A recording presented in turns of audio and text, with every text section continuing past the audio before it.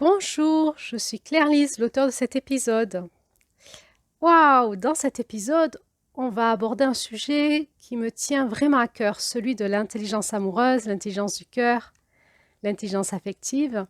Et on va se questionner sur qu'est-ce qui fait qu'on n'a pas cette intelligence ou on l'a plus et comment on fait pour la développer et est-ce que cette société dans laquelle nous vivons a une partie de responsabilité de couper notre intelligence du cœur et qui fait qu'on vit des difficultés dans notre couple ou dans la rencontre avec les hommes ou les femmes. Peut-être que c'est aussi une cause de notre célibat. Alors, beaucoup de sujets passionnants. J'ai pris grand soin pour faire cet audio, d'être la plus claire possible pour pouvoir vous amener là où mon cœur a sa passion, celle de l'intelligence amoureuse. Allez, venez, on y va. Hello, hello, bonjour tout le monde, bonjour Julie. Bonjour Claire-Lise. Ah, les amis, on est vraiment content de vous retrouver tout le long de cette année 2025 sur notre podcast qui s'appelle. La femme christique, le courage d'une reine. Et oui, c'est un roman audio que l'on co-crée ensemble, toutes les deux, avec Julie, tout le long de cette année, sur ce sujet ô combien mystérieux de la femme christique. Mais alors, qu'est-ce que c'est la femme christique? Eh bien, pour le découvrir, abonnez-vous et écoutez les audios.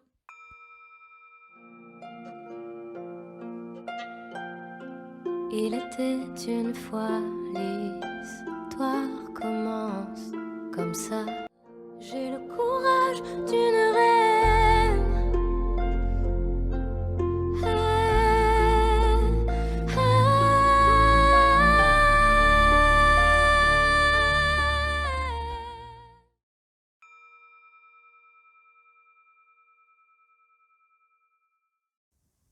Rebonjour, je suis Claire-Lise, l'auteur de ce nouvel épisode de juillet, en lien avec le sujet du couple christique, de la femme christique, de l'homme christique, de la sexualité christique, de la famille christique. Alors, il y avait déjà eu un premier audio où on avait introduit cette notion, où on avait vu des notions quelque part très spirituelles qui avaient pour but de commencer à lancer quelque chose en nous, comme une petite graine, une petite étincelle. Alors, je vous propose, si vous n'avez pas écouté cet audio, de d'abord écouter cette première audio, celle de juillet, la numéro 07.18. Et puis là, tout de suite, nous retrouvons Adeline qui est en train de faire sa sieste au bord de ce lac de montagne. Et il va se passer quelque chose pour elle. Elle va faire une rencontre au bord de ce lac. Et dans cet audio, nous explorons le sujet de l'intelligence amoureuse. Alors, je vous souhaite une très belle écoute. Et avant cela, un petit rappel fondamental. Oui, alors peut-être Julie, pour ceux qui nous rejoignent en chemin, on peut rappeler que notre quête dans ce podcast s'appuie sur plusieurs référentiels spirituels, dont la roue chamanique des lunes qui nous vient des enseignants des femmes amérindiennes sur le féminin sacré, Oui. mais aussi le référentiel de la rayonnance sacrée qui nous guide sur ces fréquences christiques. Oui. Et si vous voulez en savoir plus, en fait, on avait fait ensemble en début d'année une audio d'introduction qui explique tout ça en détail. Donc, cette audio, vous la retrouverez en lien dans la description sous cette vidéo. Merci Julie. Et maintenant, place au nouvel épisode.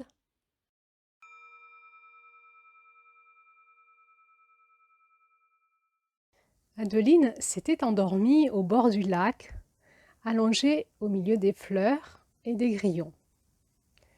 Et son sommeil l'avait amenée loin d'ici. Une bise légère passait sur son corps, la maintenant à température acceptable sous ce chaud soleil d'été.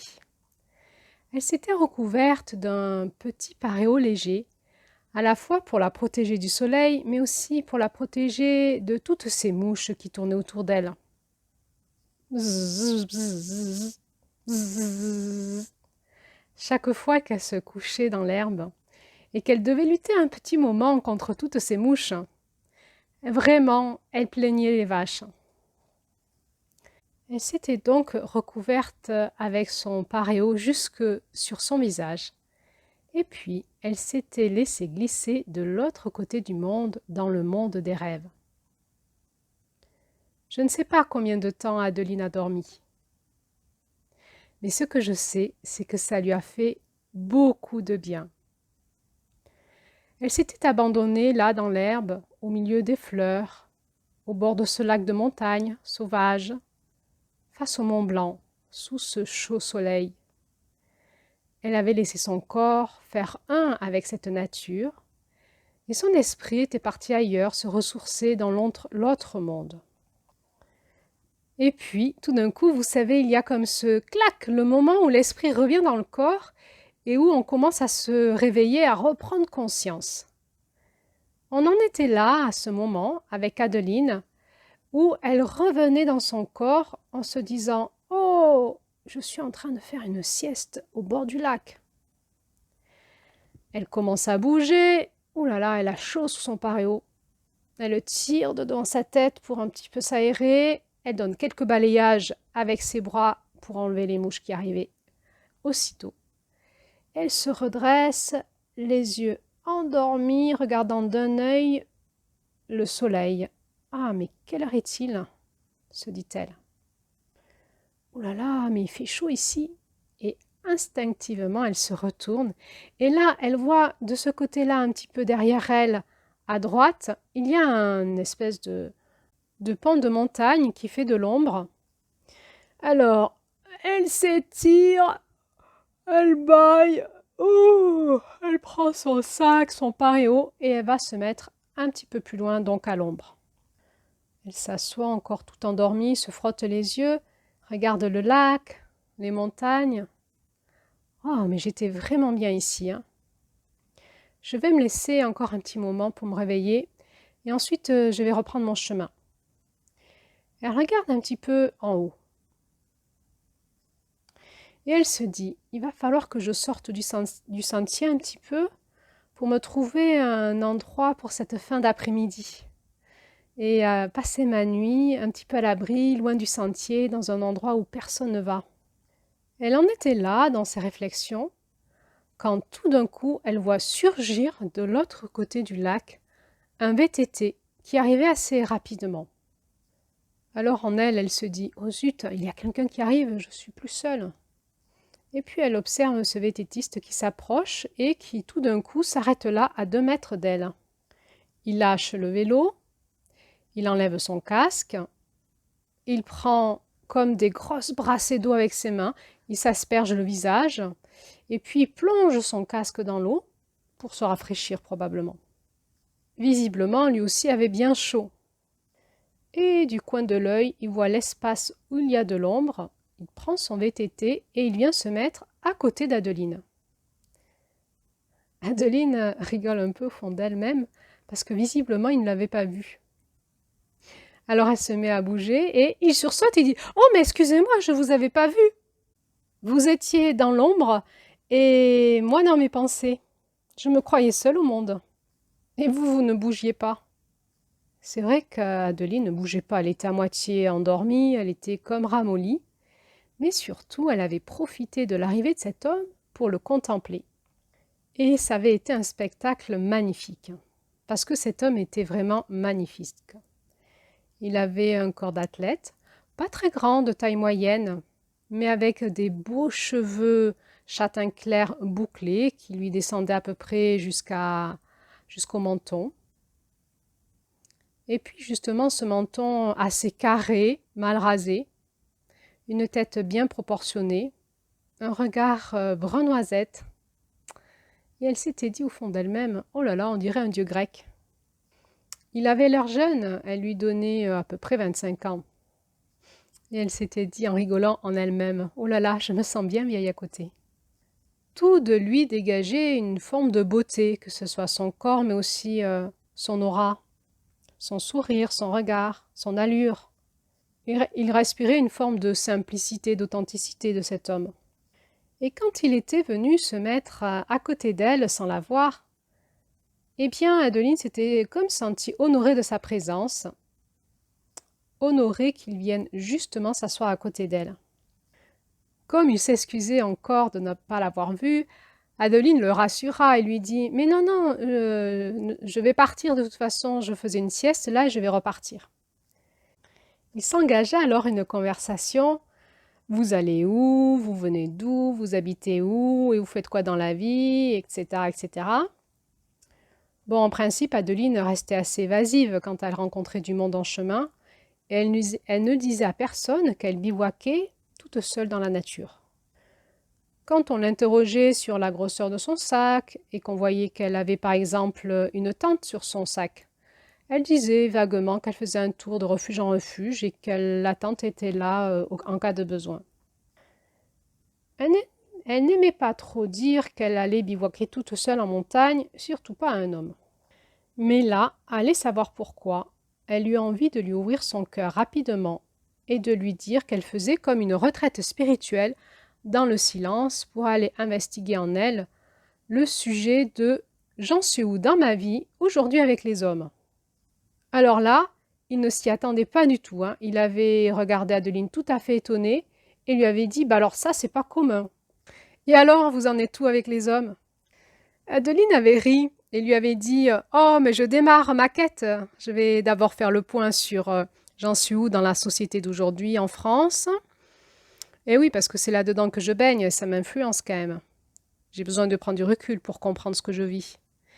Et puis ensuite, je ferai le point sur toute ma vie avec les hommes jusqu'à aujourd'hui. Et puis ensuite, encore, j'irai voir en moi sur éventuellement ce que je comprends et ce que je veux pour l'avenir.» Il s'était redressé d'un coup parce qu'il était à moitié avachi par terre, et il s'était assis face à elle, les yeux vraiment droits dans les siens. «Eh bien moi, je suis célibataire», s'écria-t-il. «J'ai déjà eu 2 copines, mais vraiment ça ne m'a vraiment pas plu. Ah, mes parents et mes amis désespèrent. Voilà, mais moi je me dis on verra plus tard.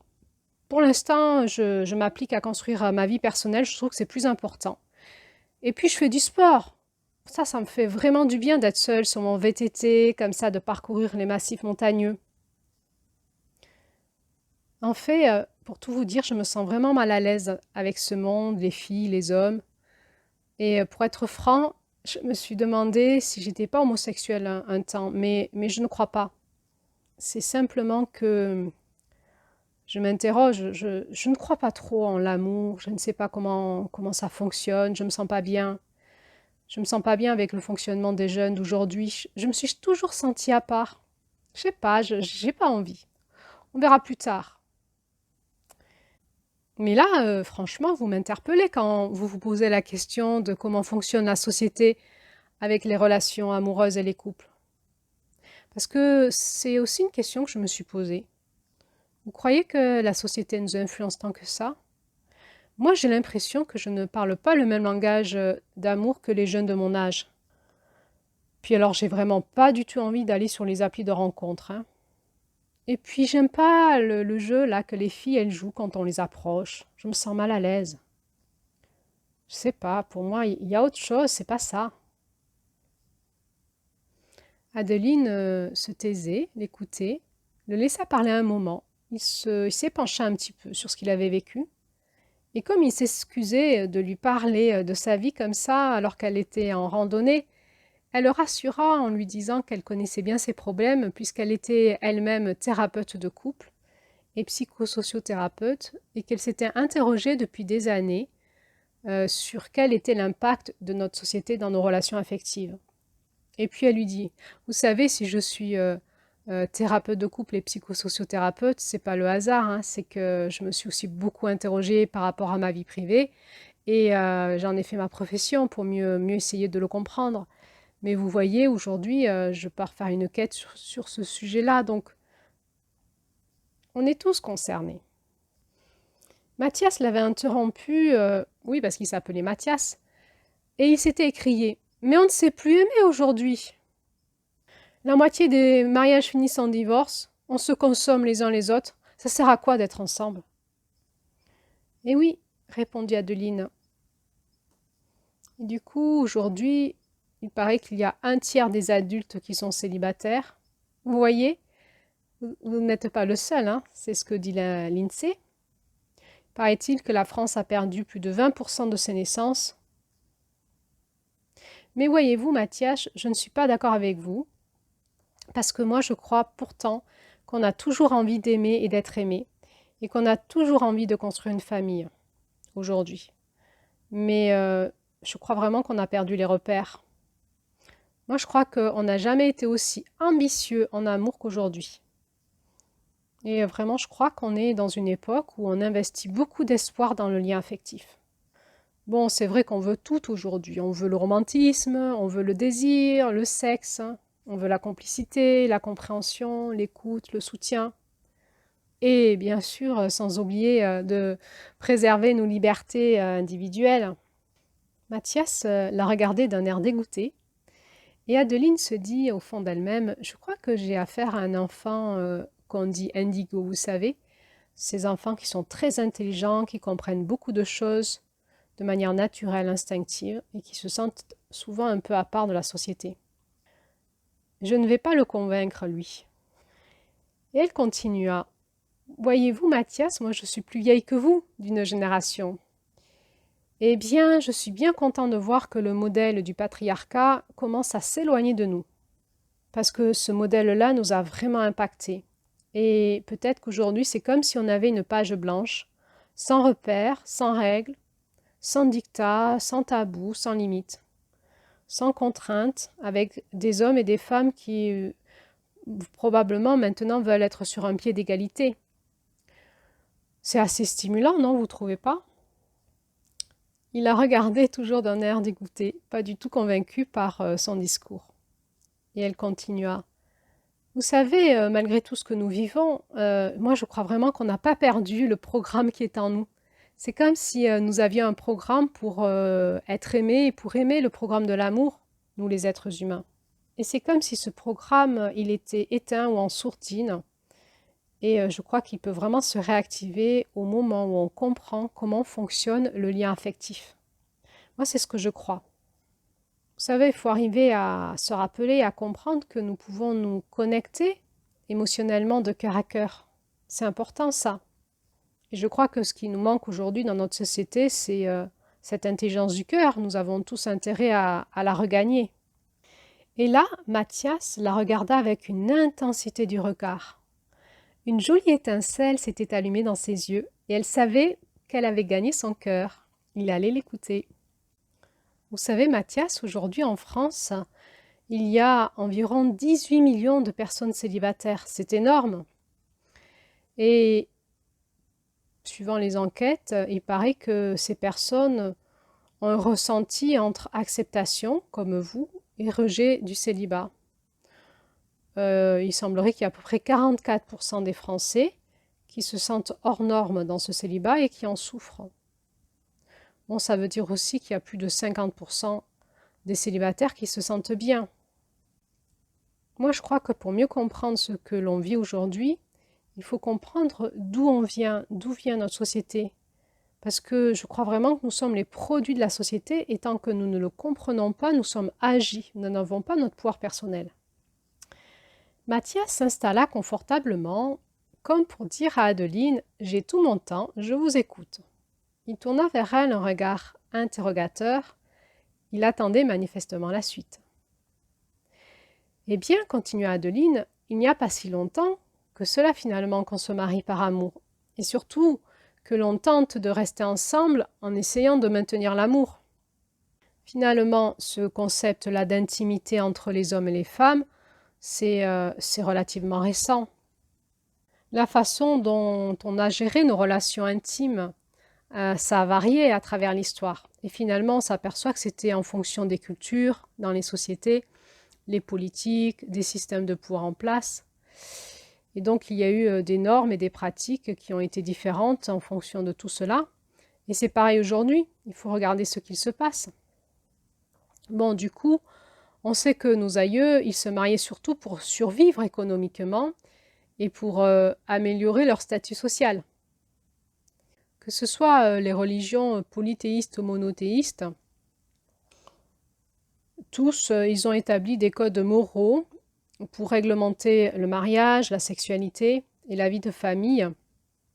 Et quand on étudie tout cela de manière sociologique, on voit que ces enseignements ont souvent cherché à promouvoir la fidélité d'abord, la stabilité familiale surtout et la procréation.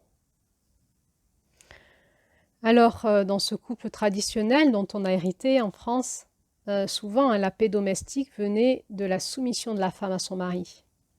C'est ce qu'on appelle le modèle du patriarcat. On observe que les deux individus qui s'unissaient, ils s'unissaient pour créer le modèle du couple qui convenait à celui du mari.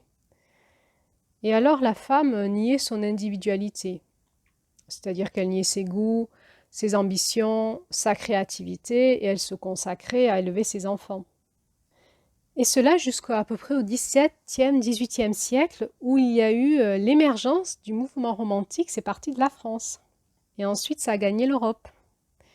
Et là a commencé à émerger l'idée qu'il fallait des émotions et de l'intimité profonde entre deux partenaires amoureux. Et c'est à ce moment-là, dans ce mouvement romantique, que la notion du mariage, de l'amour et de la relation conjugale fondée sur ce lien émotionnel a commencé à vraiment prendre de l'importance. Donc vous voyez, l'émergence, c'est le XVIIIe siècle. Mathias l'interrompit, il lui dit oui, mais il y a encore pas si longtemps, on ne se mariait pas par amour en France pourtant.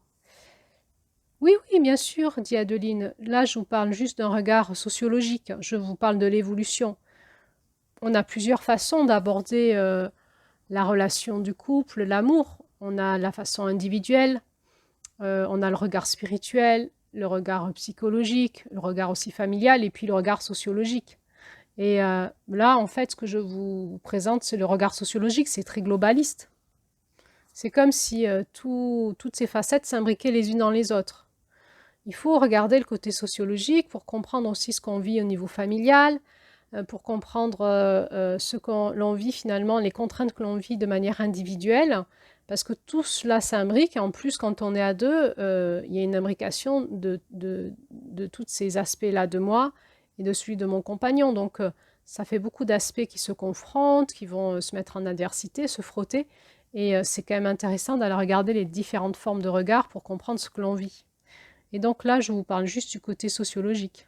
Donc, du côté sociologique, il y a eu un grand mouvement qui était le mouvement du romantisme XVIIe siècle. Et ensuite, ce qui a vraiment changé la donne, ça a été la révolution sexuelle dans les années 1968, où il y a eu cet énorme chamboulement qui a remis vraiment en question toutes les normes traditionnelles de la sexualité, en brisant tous les tabous et en permettant aux hommes et aux femmes le contrôle, par exemple, des naissances par la contraception. Et de là a débouché le mouvement du féministe. Et avec ce mouvement féministe, l'égalité des sexes et l'émancipation des femmes. Et puis, en général, la déstigmatisation de la sexualité. Mathias l'écoutait avec attention. Elle sentait qu'il avait vraiment ouvert son cœur et que le sujet l'intéressait. Et elle sentait qu'ils étaient en train de vivre un moment un peu hors du temps, comme un peu à cœur ouvert, de cœur à cœur. Une rencontre un peu improbable qui se faisait là en altitude au bord de ce lac de montagne, entre un jeune homme et une femme plus âgée, comme une parenthèse dans la vie. Un petit moment un peu magique. Et Adeline continua. Eh bien là, il y a eu cette demande de liberté et de l'égalité. Et pour finir, nous en sommes arrivés à un nouveau mode de couple complètement, de mon point de vue, contre-productif.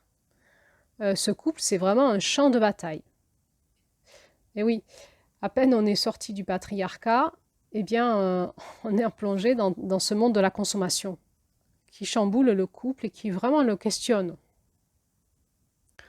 On peut vraiment dire que les représentations traditionnelles de l'amour et du couple, et aussi de la famille, se sont vraiment, vous voyez, effondrées lors de ce XXe siècle. Et aujourd'hui, on est vraiment seul face à nos choix de vie sentimentale, relationnelle et même sexuelle.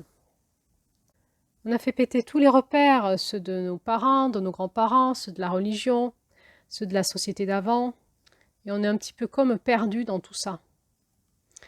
Moi, j'observe à la fois dans ma vie privée et dans ma vie professionnelle au cabinet que finalement, rares sont ceux qui parviennent à faire le tri entre leurs besoins physiques, leur attirance physique, sexuelle, tout en prenant du recul pour arriver à choisir les personnes qui seront bons pour eux au niveau affectif, qui vont leur faire du bien.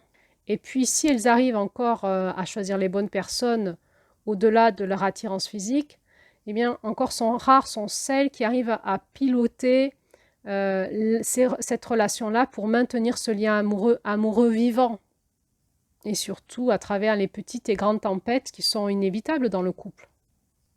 C'est difficile parce que la liberté nous donne le choix et donc on est souvent attiré physiquement, sexuellement et finalement on aimerait que les relations nous fassent du bien et pour cela il faudrait déjà choisir les bonnes personnes et donc se détacher de cette attirance physique pour pouvoir prendre du recul et voir si les personnes avec qui on rentre dans un lien intime sont les bonnes personnes pour nous, celles qui vont nous faire du bien, avec qui on va pouvoir créer ce lien amoureux et puis ensuite créer de l'amour ensemble. Et puis ensuite, maintenir ce lien affectif, eh bien, il y a peu de personnes qui arrivent à résoudre cette équation finalement. Alors vous voyez, en plus d'avoir perdu tous les repères ancestraux, et aujourd'hui, donc on ne sait plus c'est quoi être un père, être une mère, être en couple. On ne sait plus qu'est-ce que c'est que la sexualité, l'amour, qu'est-ce que c'est qu'une famille. On ne sait plus comment gérer nos enfants. Mais en plus de tout ça, eh bien, dans cette liberté amoureuse, eh bien, il y a eu l'émergence de cette rencontre amoureuse de consommation où on est complètement perdu en nous-mêmes sur qu'est-ce qui se passe en nous, la différence entre une attirance physique et le choix du cœur, par exemple.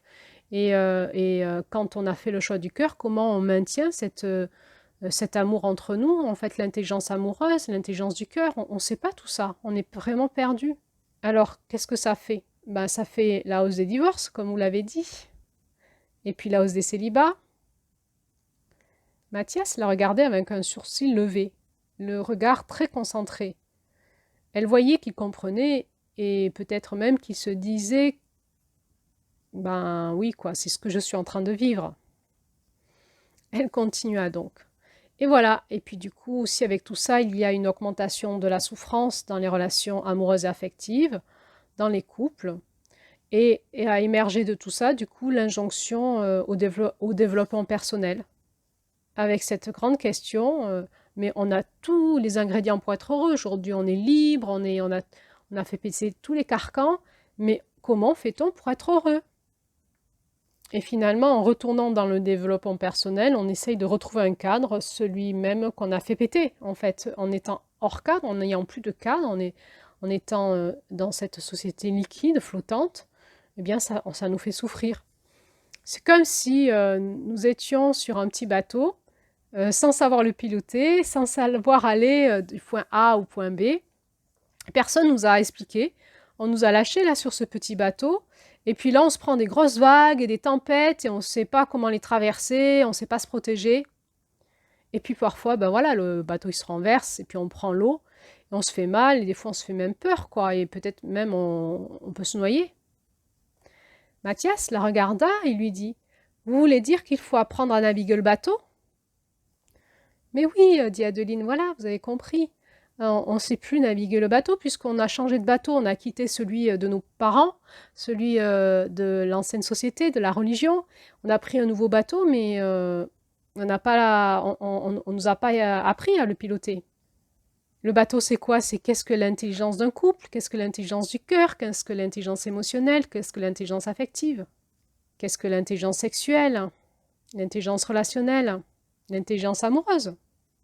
Souvent, quand on saute dans ce nouveau bateau, comme ça, on croit que l'amour est magique et que l'amour va nous faire traverser nos grandes épreuves. Mathias l'interrompit. Vous ne croyez pas à l'amour alors? Mais si, je crois en l'amour. Je crois qu'il est aussi magique, mais précisément, c'est pour cela qu'il faut respecter les prédispositions qui permettent à cette magie de pouvoir advenir et de ne pas être étouffée. Mais si, justement, je crois en l'amour, je crois que c'est possible. Mais on a perdu totalement l'intelligence de comment allumer cette flamme et comment la maintenir allumée. Soit elle ne vient pas, ou soit si elle vient, elle s'arrête rapidement. Mais je crois que c'est parce que vraiment, dans la société, la plupart des gens sont ignorants. Ben oui, s'écria Mathias, personne ne parle comme vous, personne ne se pose ce genre de questions. Vous avez raison, c'est on consomme l'autre, on consomme l'amour. Moi, je me sens vraiment pas bien avec les gens de ma génération. Un silence se fit. Et puis Adeline reprit. Eh oui, dans cette ignorance, nous sommes devenus exigeants. Nous exigeons dans notre couple la communication, bien sûr, une intimité émotionnelle, physique et sexuelle. Nous voulons bien sûr la confiance entre nous, nous voulons la compréhension mutuelle et l'engagement. Et puis nous voulons quoi? Nous voulons que notre partenaire soit notre amoureux, nous voulons l'admirer, nous voulons qu'il nous aime, qu'il nous surprenne. Et nous souhaitons aussi qu'il soit notre associé, comme pour gérer au quotidien une petite entreprise qui serait notre couple. Et parfois, nous voulons peut-être aussi qu'il soit notre coach, qui nous aide pour qu'on aille mieux, pour nous aiguiller vers nos choix, nos décisions. Et on veut aussi qu'il soit là pour nous remonter le moral. Et de nouveau, Mathias prit un air dégoûté. Et Adeline continua. Bon, alors, est-ce que c'est vraiment possible de faire porter autant de casquettes à un autre partenaire, quoi? On ne se rend même pas compte que ce qu'on demande à l'autre, c'est impossible. Et plus nous devenons incrédules à l'amour, plus nous devenons exigeants. Et moi, voyez-vous, je crois que c'est là la source de notre difficulté dans cette société, c'est que finalement, dans cette grande liberté qu'on a cherchée, nos cœurs se sont fermés tout simplement. Mathias échangea un regard avec Adeline, et il venait de comprendre. Oui, c'est ça, dit-il. On n'a plus de cœur, et on est devenu con à l'amour. On s'ennuie vraiment à mourir. Hein. Alors voilà, reprit Adeline. Eh bien, qu'est-ce qu'on veut faire pour redevenir intelligent? Eh bien, on fait du développement personnel, on essaye de comprendre qu'est-ce qu'on vit. Et puis, on va exiger de nous-mêmes d'être au top aussi dans notre couple. Il y a quand même un refus de l'état de crise, en fait, dans le couple. Souvent, on ne veut pas se laisser entacher par l'autre. Et moi, je crois vraiment que c'est ça qui nous pousse dans l'impasse. C'est cette espèce d'idéal, de perfectionnisme. Et on ne laisse pas faire la vie, en fait. La vie, c'est pas ça du tout. C'est stérile, ce modèle-là. Souvent, les personnes, elles veulent rencontrer l'autre pour leur propre profit personnel. Mais je crois, reprit Adeline, je crois vraiment que rencontrer l'autre parce qu'il est différent de moi dans son altérité, parce que j'ai envie d'aimer ça, j'ai envie de cette rencontre avec lui, c'est tout à fait différent que de vouloir rencontrer l'autre par profit personnel. Et puis on refuse donc cette différence, cette altérité. Vous avez observé comment ça se passe souvent? Ce qui nous attire chez l'autre, c'est quoi? Nous voulons nous entourer de personnes ayant les mêmes valeurs que nous, la même éducation, des intérêts communs. Et puis on veut quoi aussi? Vous avez observé ce que disent les gens? Ils veulent tous quoi? Que ce soit fluide, logique, léger, facile, évident. Et voilà, dans cette société soi-disant libre en amour, on veut retrouver le même que nous, cet amour fusionnel. Et moi, je crois vraiment que sans le savoir, c'est cela qui fait que nos histoires vont droit dans le mur. Parce que nous ne cherchons pas chez l'autre la différence, l'altérité. Nous cherchons plutôt ce qui pourrait adhérer à nos exigences, se conformer à nos attentes. Vous savez, le listing, là, les gens qui ont tout un listing de ce qu'ils veulent, comment serait cet homme et cette femme, et puis il faut que l'autre, il rentre dans les cases, quoi. C'est aberrant. En fait, ce qu'on veut, c'est un binôme parfait. Mais pour moi, vraiment, ça, c'est stérile. Hein. Mais alors, demanda Mathias, c'est quoi qui fait fructifier l'amour si c'est pas ça? Eh bien, je crois que c'est tout à fait l'inverse, dit Adeline.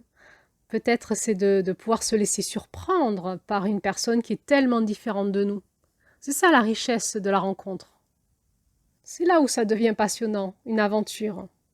C'est ça qui va nourrir comme notre lien, comme ce qui fait que ça scratche entre nous, ou comme deux pièces de puzzle qui s'emboîtent. C'est nos différences. Alors Mathias dit, oui, il y en a quand même qui ont ce genre de couple. Vous voyez Mathias que rien n'est perdu, que tout est possible. Bien sûr que pour certaines personnes ça fonctionne. Simplement là je vous redis, j'ai un regard globaliste, je parle de la société en général. Dans quel bain nous sommes pour comprendre qu'est-ce que nous voulons dans cette société, c'est important. Je suis juste en train de décrire ce que moi j'ai observé de ce bain sociétal dans lequel nous baignons en général. Ce sont des généralités que je nomme. Alors quoi? Ben, moi, je crois que dans la société, on est à l'heure des désillusions. Vous savez, souvent, on reste dans ce fantasme, dans cette attente qui pourrait dire quoi? Que le couple, la famille serait un havre de paix. Mais en réalité, c'est pas du tout ce que l'on vit. On vit quoi? On vit le couple et la famille comme souvent, hein, un lieu de pouvoir, de frustration, d'attentes déçues, parfois des petites violentes quotidiennes qu'on accepte de subir en échange d'un peu de sécurité ou de stabilité. Bon, et puis je ne parle pas des violences plus importantes, bien sûr, il y en a de plus en plus. Et puis on vit beaucoup de ruptures, et ça fait mal, et on les enchaîne en plus. Et on embarque nos enfants avec ces familles recomposées qui se reséparent, qui se remettent ensemble. Et voilà. Et c'est avec tout ça, à force de ces désillusions, que l'idée même du célibat prend le dessus, comme pour vous. Mais vous savez, moi aussi, je suis célibataire. Je m'associe à tout ce mouvement. Moi aussi, un jour, je me suis dit que le célibat allait me sauver de cette souffrance. Parce que c'est vrai qu'il y a cette idée qui est là, mais pourquoi se mettre en couple alors que c'est sclérosant, que ça nous prive de notre liberté, de notre joie, et puis que ça peut des fois être vécu comme étant ennuyant, comme étant un train-train. Et voilà, et moi j'observe les personnes rentrer dans des réflexes, donc qu'on ne contrôle plus, qui sont des réflexes ou des postures de repli. Et on ne se pose pas la question de ce que l'on vit finalement. Qu'est-ce qu'on vit? Finalement, on vit qu'on est désarmé devant les émotions que l'amour suscite. Parce que ces émotions, elles sont souvent contradictoires. L'amour peut nous combler, mais aussi l'amour peut nous sembler parfois exigeant. Et puis on se sent démuni, sans ressources. Et ce qui nous manque aujourd'hui, je le redis, c'est de devenir intelligent à l'amour. Alors Mathias lui dit, donc ce qu'il faut, si j'ai bien compris ce que vous me dites, ce qu'il faut aujourd'hui, c'est d'accepter que si on veut se lancer dans cette aventure-là de l'amour, enfin du couple, c'est d'apprendre à piloter notre bateau, parce que sinon on part à la catastrophe. Sinon, si on n'a pas de connaissances sur l'amour, le couple, l'intelligence du cœur, tout ce que vous avez dit, et en fait, le couple n'est pas possible. Oui, dit Adeline, en fait, je crois que c'est naturel que cette intelligence, on l'a, comme toute forme d'intelligence, on l'a. Et comme toute forme d'intelligence, il faut qu'on aille nous la solliciter, qu'on aille la développer, qu'on aille peut-être l'apprendre. Un enfant, on le sollicite par les apprentissages pour faire développer son intelligence. Et je pense que c'est pareil pour l'intelligence du cœur. On l'a tous de manière naturelle, mais si on ne rencontre pas l'amour, si on ne vit pas l'amour, si personne vient nous solliciter dans le cœur pour développer notre intelligence à l'amour et éventuellement nous éduquer dedans, nous dire ça se fait pas, ça se fait, ça tue l'amour, ça le nourrit. Si personne ne nous dit rien, eh bien on apprend tout seul, en autodidacte, mais souvent c'est après s'être fait bien mal qu'on comprend un peu comment ça fonctionne. Nous sortons d'un quart de siècle où les relations nous ont beaucoup abîmés. Et je pense qu'aujourd'hui, en plus de ça, que cette intelligence, on ne la sollicite pas, en plus de ça, on l'a bien cassée. On l'a bien cassée. Donc, ça fait quoi quand on casse notre intelligence à l'amour? Ça crée tout un tas de mécanismes de défense qui sont souvent des croyances, qui viennent nous raconter que l'amour n'existe pas, l'amour fait mal, machin, les hommes, les femmes. Et tout ça, ça crée quoi? Ça crée un scaphandre, un cœur qui se cuirasse, qui se ferme et qui ne veut plus s'ouvrir à l'amour. Et puis on transmet ça à nos enfants, puisque vous êtes les générations de parents qui ont déjà vécu, première génération, après mai 68, qui ont voulu vivre cette liberté. Et vous héritez en fait du flottement de vos parents. Mathias la regardait et il paraissait vraiment très troublé. Elle voyait dans son beau regard brun noisette une grande intelligence. Et elle ressentait que ça allait très vite en lui et qu'il devait probablement déjà faire beaucoup de liens par rapport à ce qu'il vivait dans sa vraie vie. Et puis il s'écria: «Bon ben voilà, donc on est con à l'amour, on ne sait pas aimer, et maintenant on fait comment pour apprendre à aimer?» Adeline prit un temps de pause et de respiration. Elle-même avait envie de retourner vers son cœur un petit moment. Comment fait-on pour aimer? Bien d'abord, il faut le vouloir, et puis ensuite, il va falloir réouvrir son cœur et s'entraîner avec l'autre dans la relation à être plus à cœur ouvert et de cœur à cœur. Alors, soit la vie fait que ça matche avec quelqu'un et nos cœurs vont s'ouvrir et on va apprendre à entretenir cette relation d'amour qui est naissante, ou soit bien tout est fermé, on s'est engrammé dans des postures, dans des personnalités fermées à l'amour et eh bien, on a cette ressource du développement personnel, mais du développement amoureux. Vous voyez, moi, ça fait une dizaine d'années que je reçois dans mon cabinet des hommes et des femmes, soit célibataires, soit en couple, et qui se posent cette question aussi. Et beaucoup ont cru en travaillant sur eux. Alors, souvent, ils ont autour de la quarantaine, et ils pensent que leurs échecs amoureux viennent d'eux. Bon, il y a bien des femmes hein, qui se plaignent des hommes, entre autres du manque d'engagement des hommes, qui essayent aussi de comprendre leur propre responsabilité dans ce schéma. Certaines personnes en veulent aussi à la société, d'autres à elles-mêmes. Mais en général, les hommes et les femmes, rarement en veulent à leurs parents, c'est-à-dire à comment on les a éduqués à l'amour. Et c'est là, quand on est thérapeute, en tout cas moi, j'ai un choix à faire en fait. J'ai deux chemins possibles. Soit je leur fais travailler sur leurs blessures d'amour. Bon, on arrive dans un vrai travail thérapeutique et ça risque d'être un peu long et douloureux. Ou soit tout de suite, je leur fais comme une éducation à l'amour pour que là, maintenant, sans plus tarder, ils ne le laissent plus passer à côté de leur vie, cet amour. Parce que je me dis que c'est tellement dommage de faire une croix sur l'amour et d'attendre. Parce qu'il suffit de mieux comprendre comment il fonctionne et d'y croire à nouveau pour qu'il redémarre. Et puis parfois, l'amour fait son travail. C'est lui qui va guérir les blessures et puis on peut continuer à suivre les personnes quand elles rencontrent l'amour. Parce que forcément, ça va faire travailler les blessures du cœur. Mais vous croyez, dit Mathias, vraiment, vous croyez que l'amour comme ça, il peut se réveiller? Chez tout le monde, là, tout de suite. Et oui, Mathias, c'est ce que je crois. Je crois que nous avons naturellement l'amour en nous. Il peut se réveiller déjà à l'intérieur de nous, en allant travailler l'intelligence de notre cœur, et il va résonner à l'extérieur avec d'autres personnes, et c'est magnifique. C'est vrai que j'entends souvent des personnes me dire que l'amour n'est pas forcément un droit qu'ont tous les êtres humains, c'est pas commun à tout le monde. Voilà, on me dit c'est comme une sorte de miracle, que ça n'arrive pas tous les jours et à tout le monde. J'ai déjà entendu souvent cette forme de désillusion. Mais voilà, moi je pars du postulat inverse. Et si l'amour était fait pour tout le monde? Et si on était né pour aimer et être aimé? Alors vous voyez, au cabinet, j'observe à peu près 3 schémas chez les célibataires qui viennent me voir. Après, c'est quelques voilà, années, souvent, ou voire même décennies, hein, sans amour dans leur vie. Voilà ce que ces personnes se disent. Soit elles se remettent en question en se disant qu'il faut qu'elles aillent travailler, faire une thérapie, et que ça vient d'elles. Soit elles arrivent avec un pessimisme affectif en disant qu'il n'y a rien à en tirer de l'amour, et elles voudraient être comme dans une forme de deuil, de ne plus rien attendre de personne. Et puis il y a une troisième catégorie de personnes qui veulent toujours y croire, qui ont faim de l'amour, mais qu'elles identifient un schéma qui se répète en elles et elles n'arrivent pas à en sortir.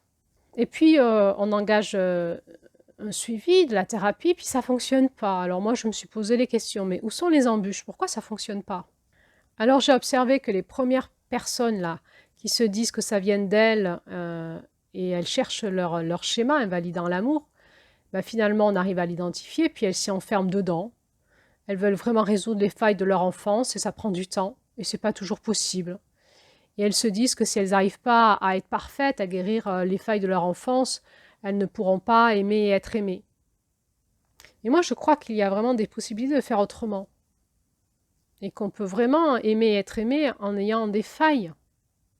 J'ai plutôt envie de laisser faire l'amour et de suivre les personnes pour traiter à fur et à mesure ce qui émerge et qui pourrait tuer l'amour. Moi, je crois vraiment que l'amour, il se fiche de nos blessures et de nos failles, et même au contraire, c'est le plus beau cadeau que l'on peut faire. C'est quoi ce cadeau? Mais c'est cette merveille de vulnérabilité que l'on va révéler à l'autre et qui va être accueillie par l'autre. Et c'est dans la vulnérabilité de nos failles que l'autre va nous aimer. Adeline marqua une pause, et puis reprit. Et puis vous savez, pour les personnes là qui s'enferment dans ce pessimisme affectif, ben souvent j'observe ce sont des personnes qui ne sont pas vraiment allées dans l'amour. Vous voyez, c'est comme si l'amour c'était une piscine. Eh bien, elles ont souvent trempé le bout des pieds dans la piscine de l'amour et puis elles n'ont jamais osé y plonger dedans. Elles sont démunies, elles ne savent pas comment faire, elles ont peur, elles pensent qu'elles ne vont pas savoir nager dedans. Et du coup, comme elles n'y vont pas dans l'amour, ben, à un moment, la relation s'arrête, c'est normal.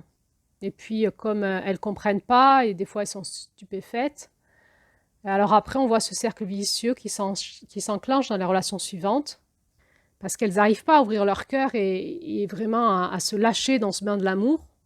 Elles ont tout le temps peur de se tromper ou de faire mal ou de ne pas savoir s'y prendre ou de ne savoir rien donner. Et finalement, elles se ferment à l'idée qu'elles sont capables d'aimer ou d'être aimées. Mais ce n'est pas vrai. Et puis pour ces personnes-là qui croient encore en l'amour mais qui sont comme enfermées dans un schéma qui se répète, alors elles y plongent dans l'amour. Quand elles rencontrent l'amour, elles y plongent dedans. Et puis en même temps, elles ont en même temps peur que le schéma d'avant se répète. Et finalement, au fond d'elles-mêmes, elles savent que la relation va s'arrêter.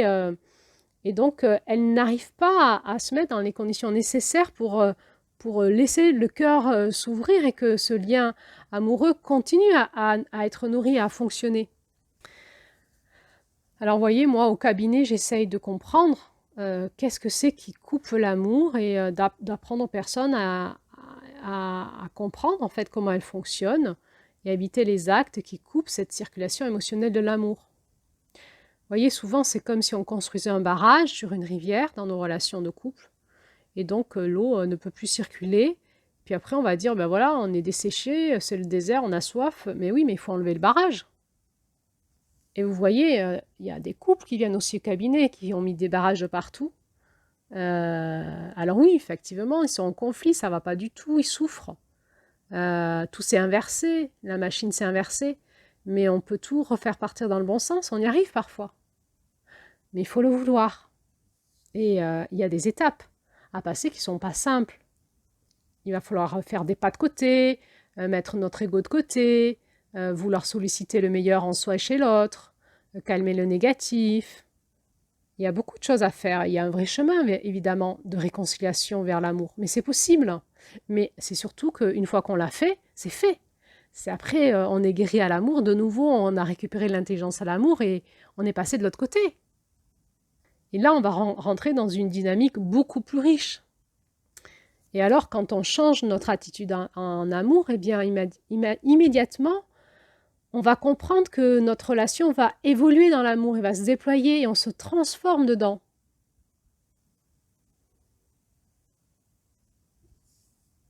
Et moi, je vous dis que cette force de l'amour qui est en nous, quand elle se déploie entre nous, eh ben, elle va dinguer n'importe quel schéma ou croyance indécrottable. Donc, s'écria Mathias, il faut s'éduquer à l'amour.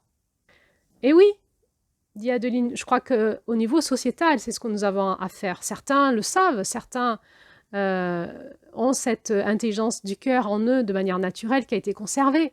Mais en général, dans notre société, nous avons besoin de nous éduquer à l'amour. On a besoin de rendre les gens responsables de leur trajectoire amoureuse en étant acteurs à tous les instants et en employant les bons outils pour avancer avec l'autre. Mais le problème qu'on a, c'est que nos sociétés, elles n'en ont rien à faire de l'éducation affective. C'est pas du tout sa priorité. Le couple, il est vraiment en crise, mais tout le monde s'en fiche.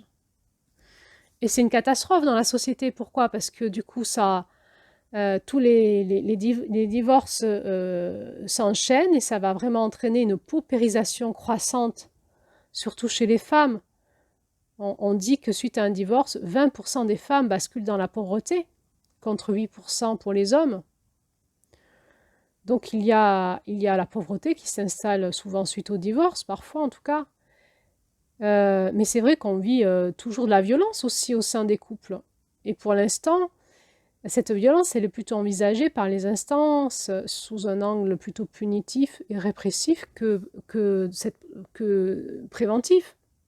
Et la prévention à la violence, qu'est-ce que c'est si ce n'est donner de l'éducation à l'amour, mais déjà chez les jeunes, chez les adolescents, à l'école et aussi chez les jeunes adultes. Moi, je crois vraiment que cette éducation affective, c'est vraiment une nécessité dans notre société. Mais parfois, j'ai l'impression que tout est fait pour la nier. Je me demande même pourquoi. J'ai l'impression que personne ne sait ce que c'est que l'intelligence du cœur et tout le monde s'en fout. Alors, c'est vrai qu'on a quand même progressé à l'école, on fait de l'éducation à la sexualité, on essaye de donner à nos jeunes les valeurs d'égalité, de tolérance, de respect de soi et d'autrui. On sensibilise au harcèlement, à la notion du consentement, mais personne parle de l'intelligence affective, du lien amoureux, de l'intelligence du cœur. Et pourtant, je pense que c'est elle qui pourrait réparer bien des blessures chez nos jeunes et être une prévention à la violence, mais aussi à la séparation ensuite.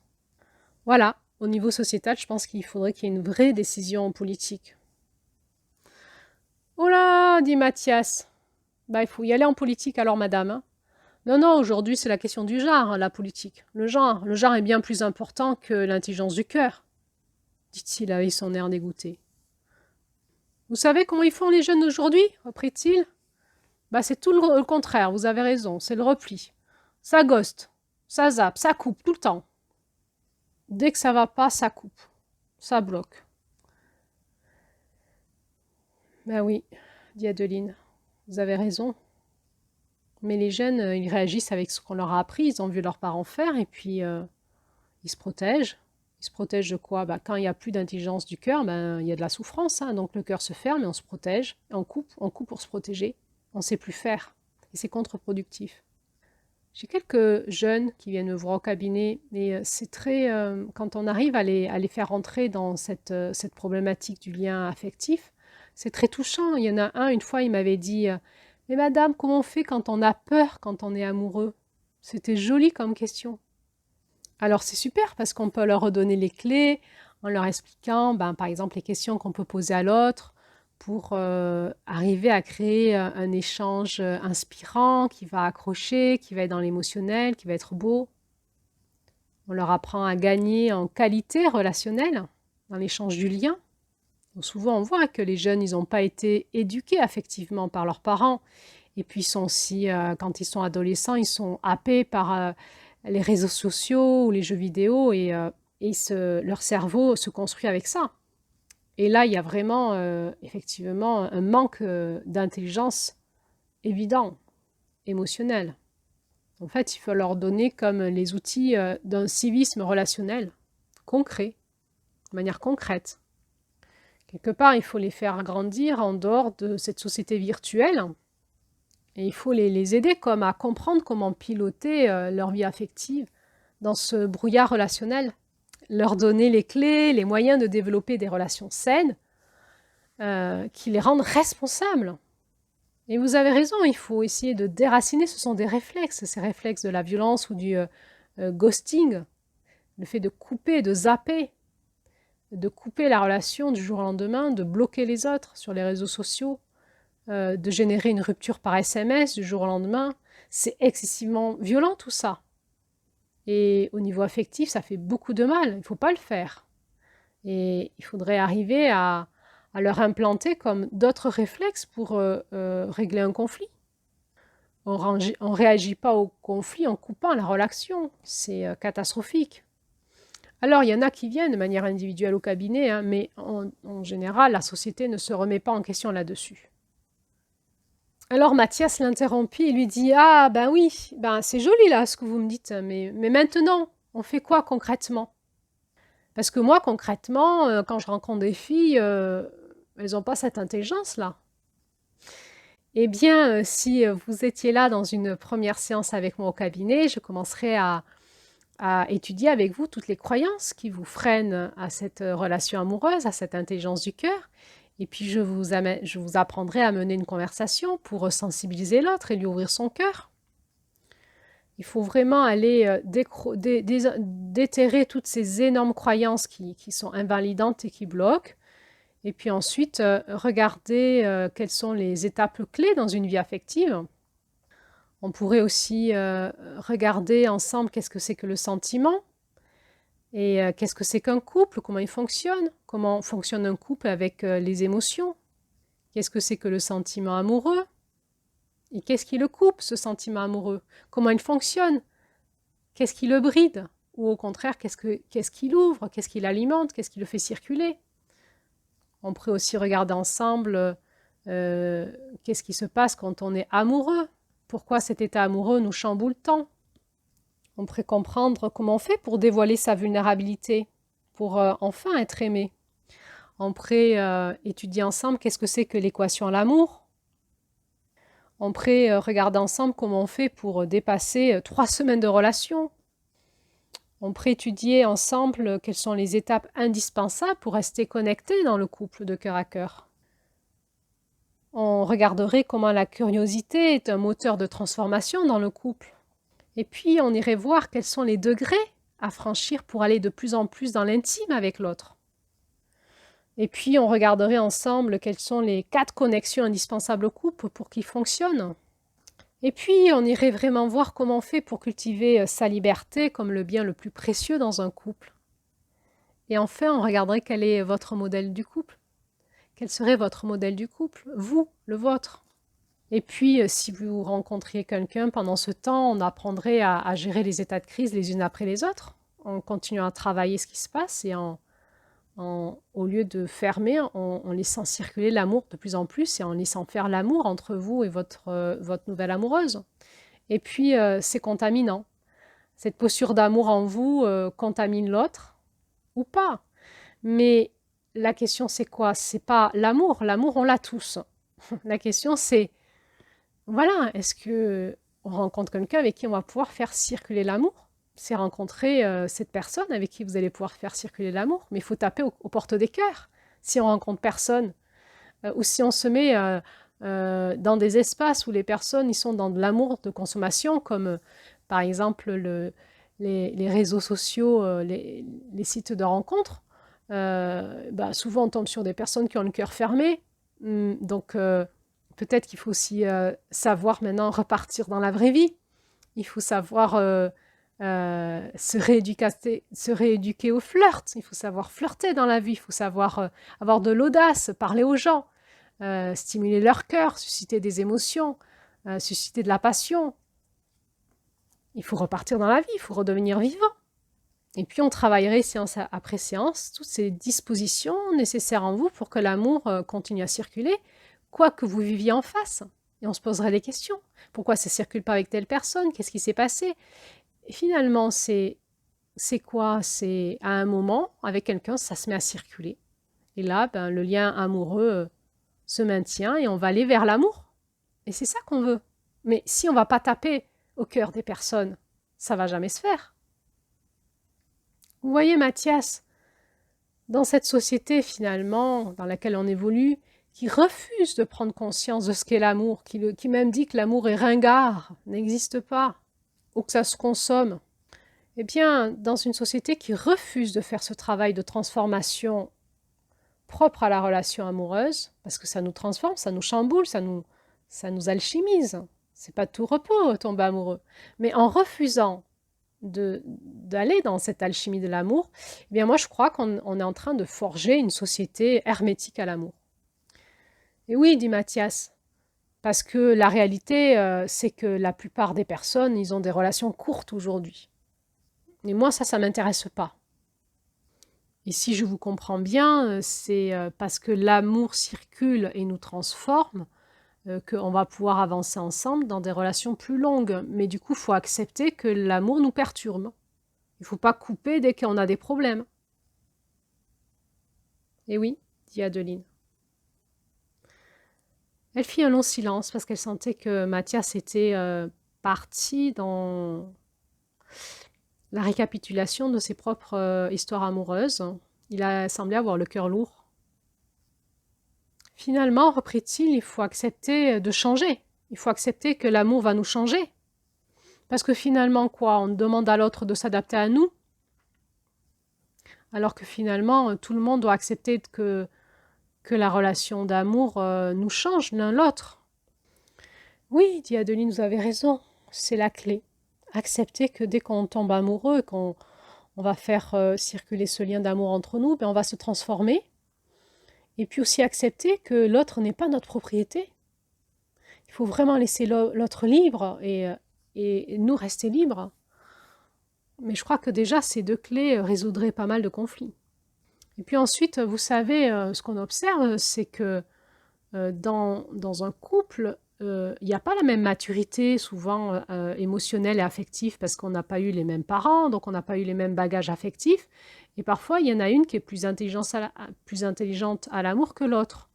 Et alors, c'est vraiment intéressant parce qu'on peut redonner par l'éducation affective ces bagages affectifs qui manquent à l'autre et rapidement, le couple va repartir sur un pied d'égalité quand on sait comment ça fonctionne. Ensuite, on devient un tandem qui fonctionne. Il faut vite enlever ces déséquilibres qu'il y a dans les couples. Puis ensuite, on va rapidement demander aux personnes quel type de couple elles veulent.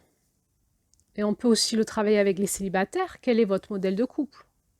Parce que notre société en propose plein de modèles de couple. Et c'est pas vraiment évident. En fait, quand moi je pose cette question, la plupart des personnes ne savent pas ce qu'elles veulent. Chacun part avec sa page blanche sans vraiment s'être posé cette question. Mais pourquoi? Parce qu'il manque de repères. Il faut donner des repères rapidement. Mais c'est quand même merveilleux de pouvoir arriver à démarrer sur cette base saine ensemble. Mais pourquoi on n'en parle pas, dit Mathias? Pourquoi c'est pas facile? Moi, j'ai jamais parlé de ça avec mes copines. Ben, parce que chacun arrive avec ses conditionnements. Et donc, il croit savoir ce qu'il veut, ou alors il faut se déconditionner pour qu'il y voit plus clair.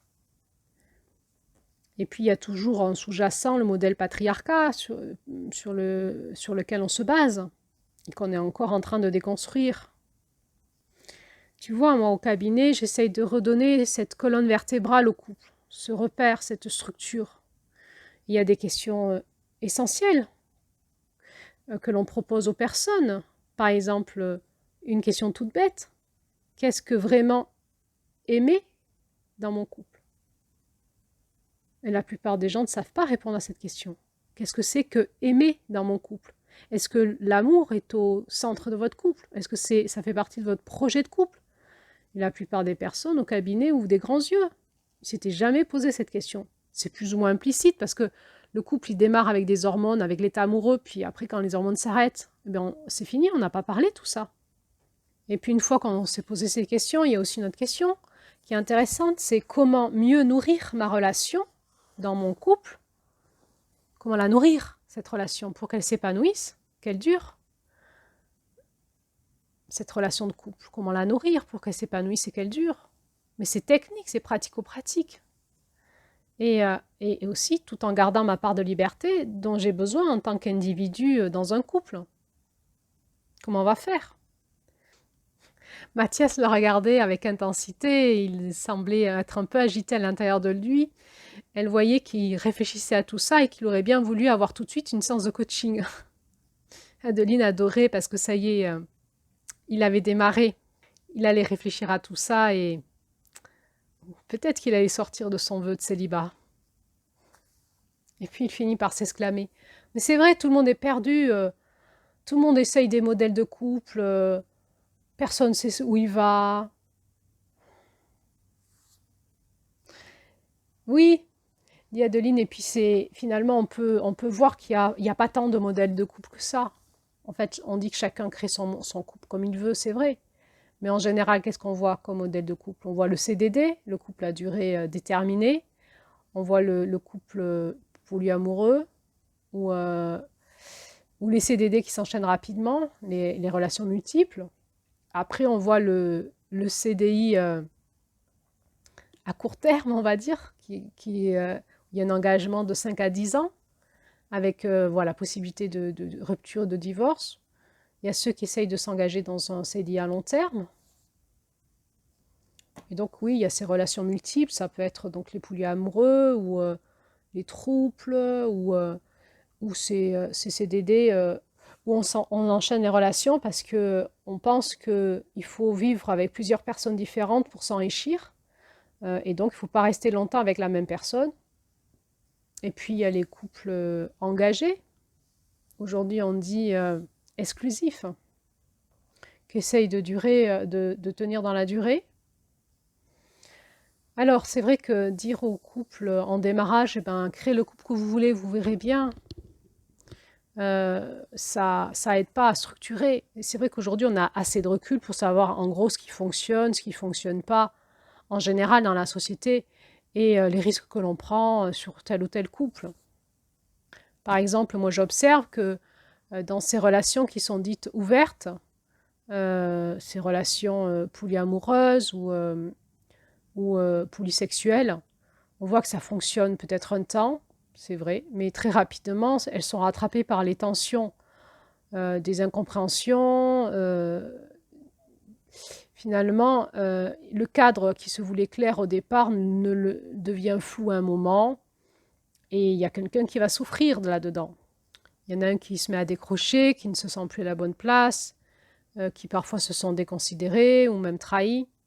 Et puis, dans ces cadres tellement clairs, on voit quand même s'instaurer le mensonge ou l'hypocrisie. Hein. L'être humain reste l'être humain. Bon, alors je sais pas, hein, il y a peut-être des couples qui arrivent à poser un cadre sain dans le polyamour. Mais moi, j'observe quand même que dans la majorité des cas, finalement, c'est très mal vécu. C'est pas vraiment facile à trouver un équilibre où chacun se sente respecté là-dedans. Et puis, ces couples en CDD, c'est pas vraiment facile hein, parce qu'on n'arrive pas à engager la confiance, on n'arrive pas à mettre les prédispositions qu'il faut pour que le cœur s'ouvre et que le lien amoureux se mette en place, puisqu'on sait que ça va se terminer. C'est contre-productif. On ne se sent pas vraiment en confiance très longtemps. C'est comme si on était acheté, quoi.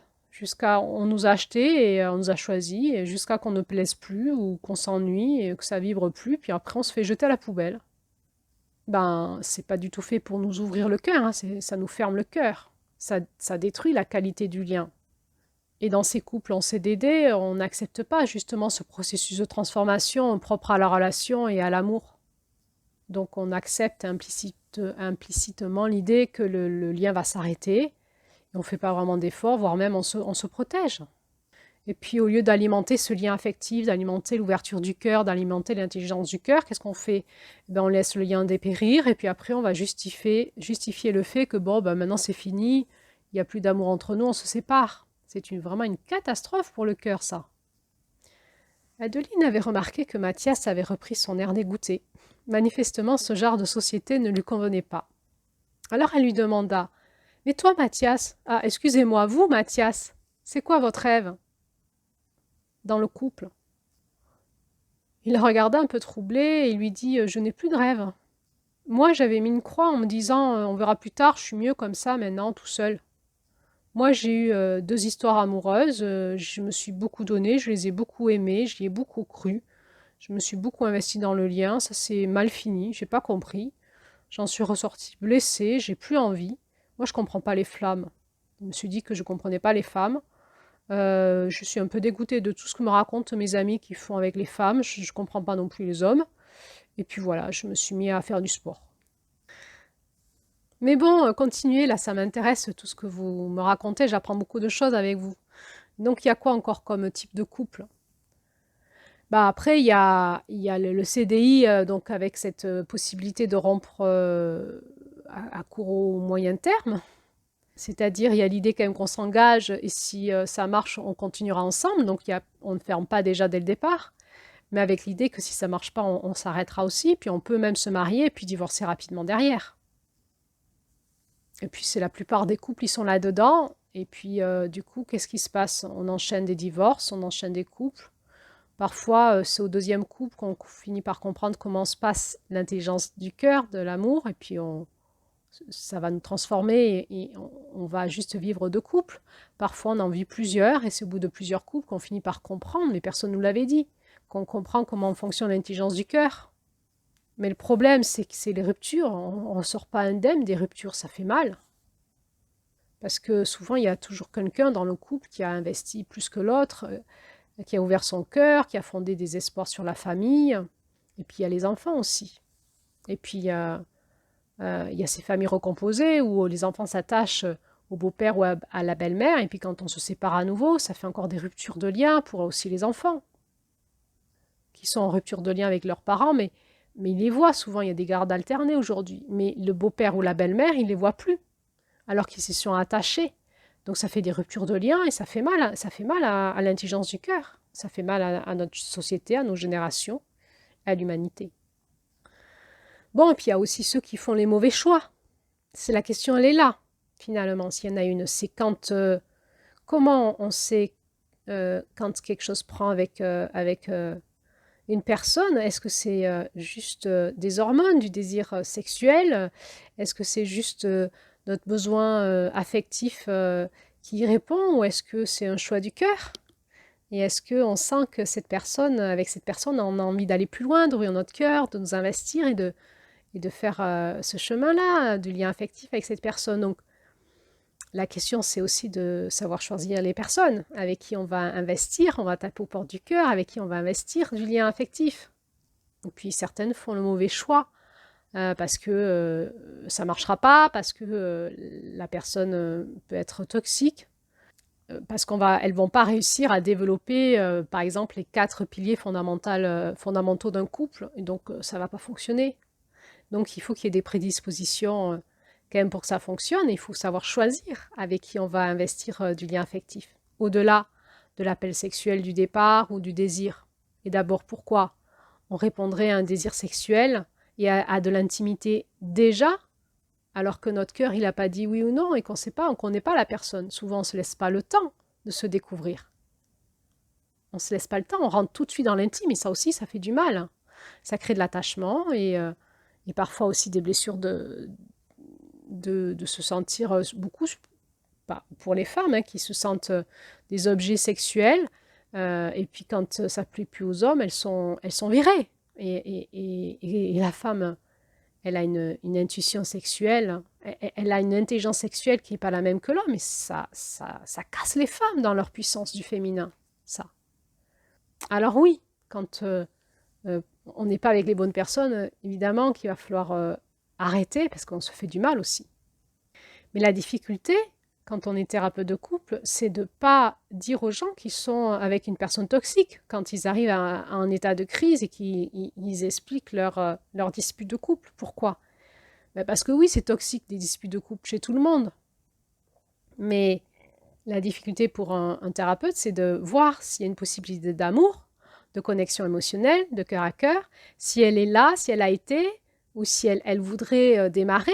Et au lieu d'inviter les gens à se protéger et à couper, il va falloir inviter les gens à réinvestir le lien, même si ça paraît toxique, même s'il y a de la dispute, même s'il y a de la souffrance. C'est ça, être une thérapeute, c'est d'inviter les gens à retourner dans l'amour plutôt qu'à couper, à se protéger. Il faut poser, on va dire, le bon diagnostic. Est-ce que la personne est vraiment toxique, ou est-ce que ce qui est toxique, c'est que ça a beaucoup coupé dans le cœur et que du coup la dispute est toxique, mais que la relation, elle peut être sauvée, elle peut être réanimée, réparée. Et vraiment, chez certaines personnes, il suffit de réanimer l'intelligence émotionnelle, l'intelligence du cœur, et ça repart vraiment, hein, et c'est beau. Vous voyez, Mathias, moi je crois que je fais partie des gens qui... Pourtant, je suis célibataire, mais je crois que le célibat peut vraiment être une catastrophe pour nos sociétés. Regardez, vous savez, au Japon, ils ont nommé ce qu'ils appellent le syndrome du célibat. Il y a énormément de Japonais célibataires et c'est une vraie catastrophe nationale. Le gouvernement japonais a déclaré que c'était une catastrophe nationale. Et selon les démographes de leur pays, ils perdent plus d'1 million de personnes par an. Bon, si on prend un peu de recul, au niveau sociétal, hein. Euh, c'est quoi le risque du célibataire? Qu'est-ce qu'il fait le célibataire? Il a toujours des besoins affectifs. C'est pas vrai qu'il n'en a pas. Alors qu'est-ce qu'il fait?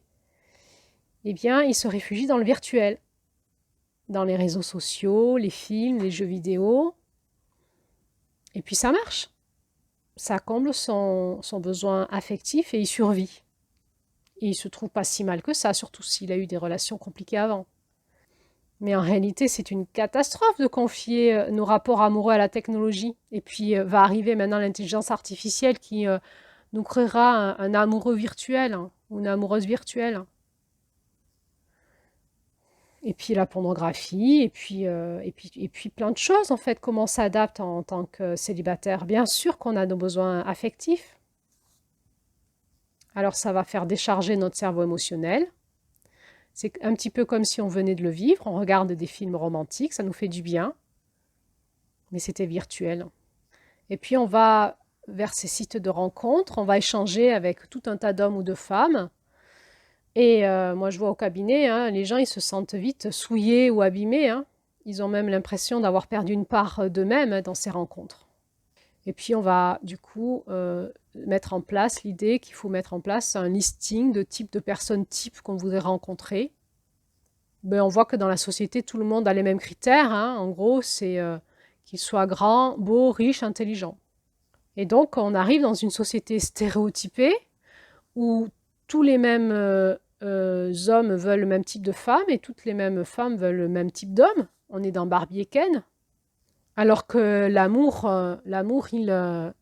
il s'émerveille de la différence, il s'émerveille de l'unicité de chacun. Chacun est beau dans son unicité. C'est ça que dit l'amour. C'est pas les stéréotypes. Alors il faut réapprendre à flirter. Mathias, il faut que vous alliez flirter les femmes dans la rue. Il faut réapprendre l'art du flirt, de la séduction, de la rencontre. Tout ça, c'est en voie de disparition aujourd'hui, c'est une catastrophe. Nous, la France, le pays du romantisme. Mathias sourit gentiment. Oh là là, c'est vrai que moi, mes amis sont un peu lourds, hein. Mais vous, Mathias? Il sourit sans répondre. Bon, allez, dans cette société, je vous ai pas encore tout dit, parce qu'il y a des belles choses dans notre société aussi. C'est quoi? Ben, c'est vous, les nouveaux hommes. Il y a une nouvelle masculinité qui est en train d'émerger. Bon, d'accord, c'est un modèle que vous cherchez, donc un modèle un peu comme si vous étiez un peu un modèle bébé. C'est comme un bébé qui tombe, qui trébuche et qui ne sait pas encore bien marcher. Mais moi, je crois vraiment que ce nouveau modèle, ces hommes, ces nouveaux hommes, sont la source de l'émergence d'une nouvelle société, qui vont amener des relations à devenir plus saines, plus égalitaires, plus respectueuses. Et on est vraiment dans une société qui est en train de redéfinir la masculinité pour les hommes et une forme de notion de puissance chez les femmes dans leur couple. On voit vraiment qu'il y a des hommes qui acceptent l'égalité des sexes, qui s'ouvrent aussi à leurs émotions, à leur part de vulnérabilité, qui partagent les rôles dans les foyers. Et puis on voit aussi, hein, que les femmes acceptent que leurs hommes traversent cette phase de crise dans la société, où ils sont en train de se réinventer. Bon, puis il y a d'autres hommes, ils sont pas très bien dans leur masculin, ils savent pas très bien faire avec les femmes, comme vous l'avez dit vous-même. Ben oui, parce qu'il y a un nouveau modèle qui se cherche. C'est un état de crise, c'est une transition. Et nous, les femmes, il faut que nous acceptions de vous accompagner dans ce mouvement de transition pour que vous soyez plus libre de devenir vous-même en étant plus égalitaire avec nous. Moi, je crois que la femme, elle va accompagner l'homme à revenir à sa connexion émotionnelle. Vous voyez, les hommes, avant, ils avaient ce poids-là de la virilité. Il fallait qu'ils soient virils, forts. Et puis aujourd'hui, on voit qu'il y a des hommes qui se débarrassent de ce poids avec grand bonheur, hein, rapidement. Hein, ils n'ont plus envie d'être virils et forts. Bon, alors, c'est pas vraiment simple, hein. Il y a encore des hommes qui se sentent mal dans leur peau, qui se sentent comme dépossédés de leur pouvoir et qui ne veulent pas vraiment prendre du recul sur leur vie affective. Bon, c'est pas magique, hein. Ce ne sont pas tous les hommes qui se remettent en question et qui évoluent, bien sûr. Et pourtant, il y a quand même beaucoup d'hommes plus heureux aujourd'hui qui enfin se confient librement sur leurs difficultés, qui n'ont plus besoin de jouer les coqs. Bon, et puis on est encore dans ce chevauchement de générations. Il y a encore cette vieille génération masculine qui se plaint par exemple de ne plus pouvoir recevoir une femme au travail dans son bureau sans devoir laisser la porte ouverte. On sent que c'est encore une génération rigide, qui est encore dans le patriarcat, qui est encore dans le modèle du pouvoir. Mais je crois que cette génération est en train de s'éteindre. Et puis il y a ces hommes qui se plaignent, qui ne peuvent plus draguer, être galants, faire des compliments dans le cadre d'une entreprise. Parce que c'est vrai que c'est devenu de plus en plus réglementé. On essaie d'avancer sur le harcèlement sexuel et les agissements sexistes. Et maintenant, on voit que dans les entreprises, les employeurs sont tenus à des obligations d'information, d'affichage, de sensibilisation, de formes de prévention. Bon, ben, c'est vrai que nous, les thérapeutes, on apprécie ça, hein, même nous les femmes. Mais peut-être que moi, là, j'aurais envie d'aller plus loin dans les entreprises, c'est-à-dire d'aider les entreprises à redéfinir un cadre de civisme relationnel, une même ligne de respect, mais qui permettent que les personnes puissent se rencontrer plus de cœur à cœur dans l'intelligence émotionnelle. Bon, voilà quoi. Quand on observe notre société française ces dernières années, on peut dire que oui, hein, les hommes, ils semblent quand même évoluer très vite, entre autres sur ces questions d'égalité, entre autres s'ils sont en couple. Quand ils sont en couple, on observe qu'ils acceptent de rentrer dans ce bain de la transformation. Bon, là où ils pêchent encore, c'est qu'ils font de la résistance un petit peu à la communication. C'est vrai que la communication, c'est plutôt la demande des femmes. Mais en général, quand même, on observe que quand les femmes demandent à communiquer, les hommes, ils acceptent les mains tendues de leurs femmes. Hein. Il semblerait, on observe que c'est plutôt dans ce fameux couple CDI qu'il y a ce travail alchimique qui se crée d'égalité entre les hommes et les femmes, mais que dans les rencontres à courte durée, ça ne marche pas. Ah bon, dit Mathias, mais pourquoi? Eh bien, je ne sais pas. Je me dis que c'est peut-être à cause des femmes, pour finir. J'observe que ces femmes qui sont dans des relations à courte durée ne sont pas encore passées par l'épreuve, je dirais, alchimique du couple, et qu'elles se trimballent encore ces vieilles aspirations. Elles veulent rencontrer ces hommes qui doivent être charismatiques, forts, admirés. Et puis quand elles rentrent dans un couple, ben, leurs vieux désirs, leurs vieux fantasmes se confrontent à la réalité, et entre autres à la modernité de nos hommes, hein, où ce sont des hommes qui s'assument de plus en plus comme ils sont et n'ont pas vraiment envie d'être dans le stéréotype de l'homme fort. Et puis oui, il y a encore des femmes qui s'accommodent des rapports de domination et qui vont rentrer dans des couples à courte durée parce qu'à un moment, elles ne vont plus supporter ce rapport de domination, elles vont en sortir. Mais on s'aperçoit de plus en plus que les femmes, de leur côté, elles font du développement personnel, et puis elles écoutent des podcasts, elles regardent des conférences sur les réseaux sociaux, et même dans les médias, hein, il y a des émissions qui sont faites petit à petit, et les femmes commencent à sortir de ce schéma de domination de plus en plus aussi. Hein. Donc elles ne supportent plus, elles partent. Et c'est là où on voit que dans ces relations à courte durée, souvent les femmes se font avoir par des hommes dominants, qui savent les séduire, et donc parce qu'elles ont des besoins sexuels ou affectifs ou de sécurité, elles disent oui, et puis elles vont tomber dans ce schéma de domination, et à un moment elles vont en sortir, mais c'est là où on voit qu'il faut regagner de l'intelligence. L'intelligence, ça ne va pas dire oui tout de suite, à observer, à tester le lien relationnel, tester la relation, voir qui on a en face de nous, avant de s'ouvrir à l'intime, parce que dès qu'on s'ouvre à l'intime, on engage après le cœur à un moment, surtout chez la femme. Alors, il y a encore du travail à faire dans la rééducation chez les femmes, parce qu'elles ont peur, elles disent oui, mais si je ne couche pas tout de suite avec lui, ensuite je le perds, en fait, il ira voir ailleurs. Mais si c'est ce que vous voulez comme modèle d'homme et modèle de couple, alors faites-le, mais on observe que ça ne marche pas et elles sont déçues. Alors, qu'est-ce qu'on fait, nous? On essaye de travailler sur la puissance du féminin, la puissance de la femme. Et là, Mathias leva la tête et regarda Adeline en lui disant « Mais c'est quoi ça encore ? C'est quoi? C'est maintenant les femmes qui doivent dominer ?» Mais non, dit Adeline. Si l'homme il a besoin d'aller dans plus de féminin en lui, dans plus de vulnérabilité, la femme, il faut qu'elle puisse aller aussi dans plus de masculin en elle. La femme, elle a été brimée, elle a été soumise. Il faut qu'elle apprenne à se redresser, il faut qu'elle apprenne à savoir ce qu'elle veut, savoir communiquer, savoir confronter, savoir observer. Il faut qu'elle sorte de sa naïveté, il faut qu'elle sache dire non, elle sache dire oui. Mais beaucoup de femmes ne savent pas tout ça. Il faut leur donner leur puissance d'être femme, droite devant un homme, et pas d'être un objet sexuel de consommation.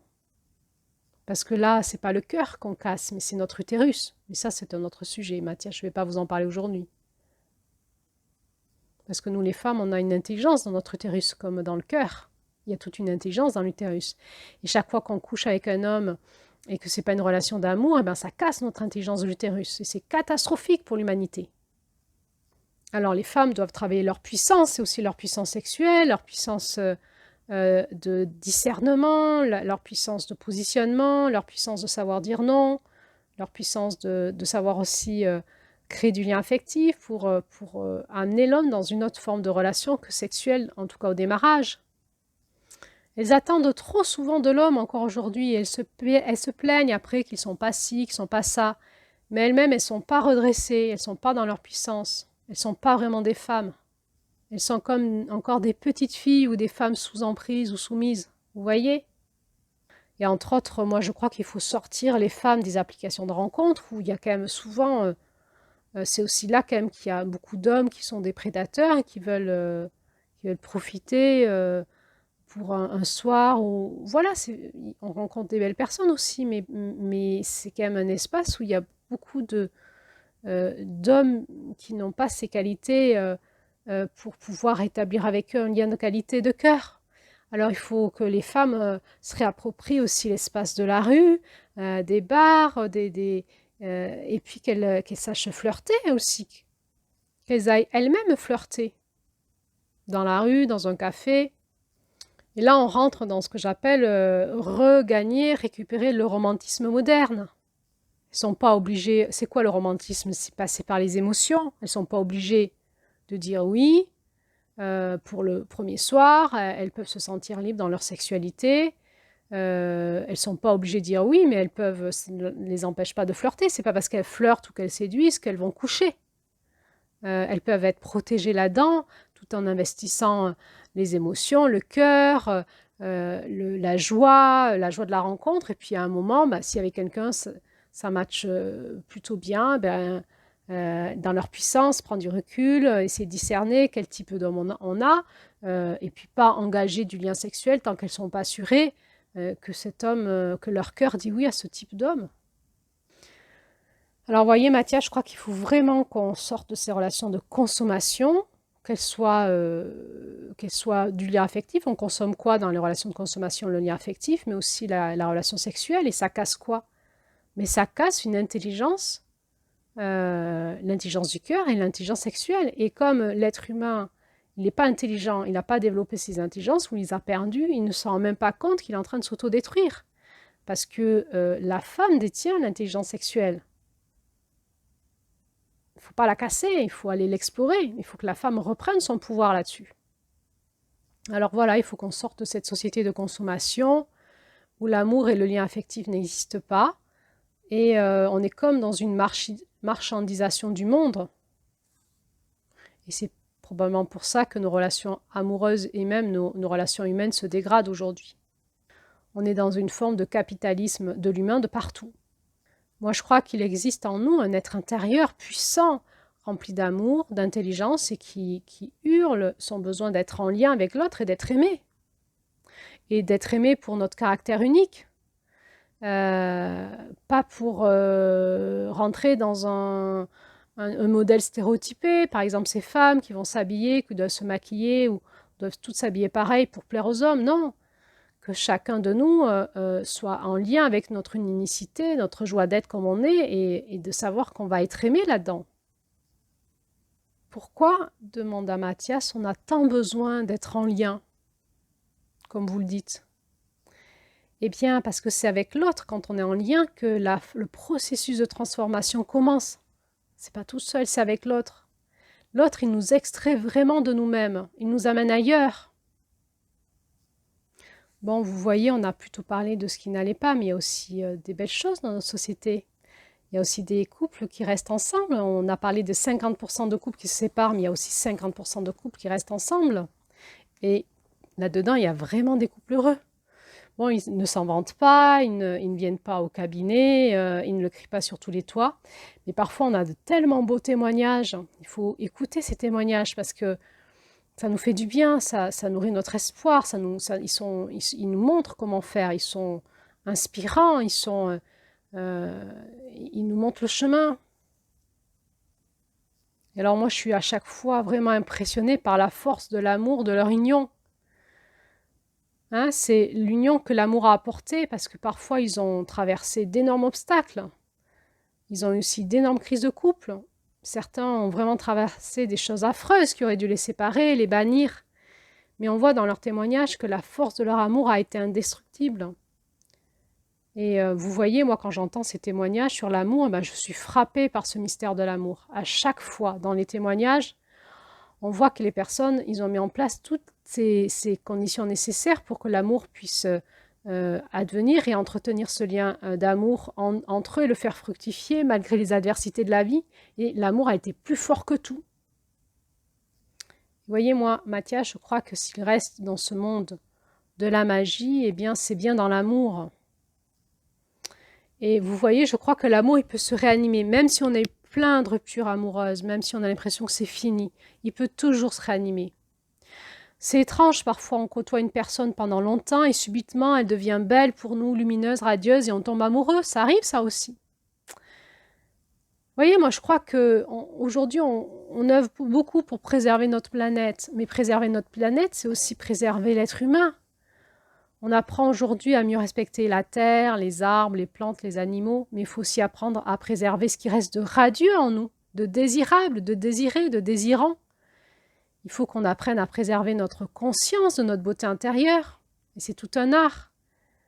Il faut aussi accepter de savoir préserver ce mystère qu'il y a entre deux êtres, c'est important. Et puis, il faut savoir préserver la connaissance des conditions qui sont nécessaires pour maintenir cette magie de l'amour entre les deux êtres. Mais voyez, aimer, pour moi, c'est un acte engagé, engageant, c'est une action, c'est pas passif. Il faut vouloir aimer. Il faut vouloir ce qui est positif, il faut vouloir ce qui est lumineux chez l'autre. Et donc adoucir le négatif. Parce que souvent, quand le négatif arrive, c'est qu'on n'a pas compris, on ne comprend pas l'un l'autre. Alors, en adoucissant le négatif, plutôt que de l'augmenter comme on fait dans nos disputes, eh bien, il y a quelque chose qui s'apaise et l'amour peut advenir. Et comment on fait advenir l'amour quand il y a un état de crise? C'est en voulant voir ce qui est lumineux chez l'autre. Et bien souvent, on arrive à refaire partir l'intelligence de l'amour quand on fait cela. Et vous voyez, l'amour, c'est une décision, c'est une construction. Bon, puis après, c'est normal. À certains moments, on le perd de vue. Et puis voilà, on abdique et puis on se met à pointer les manquements et les défauts de l'autre. Mais je crois que dans le cadre de l'amour, quand on est dans le lien affectif, à cœur ouvert, dans l'émotion, on peut tout se dire, on peut tout comprendre, on peut tout changer, mais toujours dans le respect de ce qui est beau et sensible et vulnérable chez l'autre. C'est les conditions. Bon, il faut sortir de toutes ces croyances qui nous enferment, mais il y a aussi eu les thérapies ou le développement personnel ou la psychologie positive qui ont mis des croyances enfermantes du type « il faut s'aimer soi-même pour pouvoir être aimé ». Mais tout ça, c'est faux. C'est archi faux. Il faut tout déconstruire pour pouvoir que notre cerveau laisse notre cœur libre d'agir dans son intelligence. Plutôt que de vouloir être intelligent dans la tête, il faut lâcher la tête et être intelligent dans le cœur. Et puis, il faut résister à toute cette vague de coachs de séduction, d'ailleurs qui sont majoritairement des hommes, qui proposent toujours tout un programme clé en main pour récupérer son ex en 3 jours ou pour apprendre à séduire. Et souvent, on vous propose à faire du chaud-froid. Et finalement, c'est de la manipulation. C'est pas ça l'amour. Là, c'est carrément du coaching de commerce qu'ils font. Donc, dans la rencontre, c'est pas tout ça. La rencontre, c'est la rencontre dans l'intelligence émotionnelle amoureuse réanime nos lumières intérieures, réanime les bons aspects de nous-mêmes, réanime ce qu'il y a de meilleur en nous aussi. Il faut y aller dans l'amour et accepter que c'est à la fois un mystère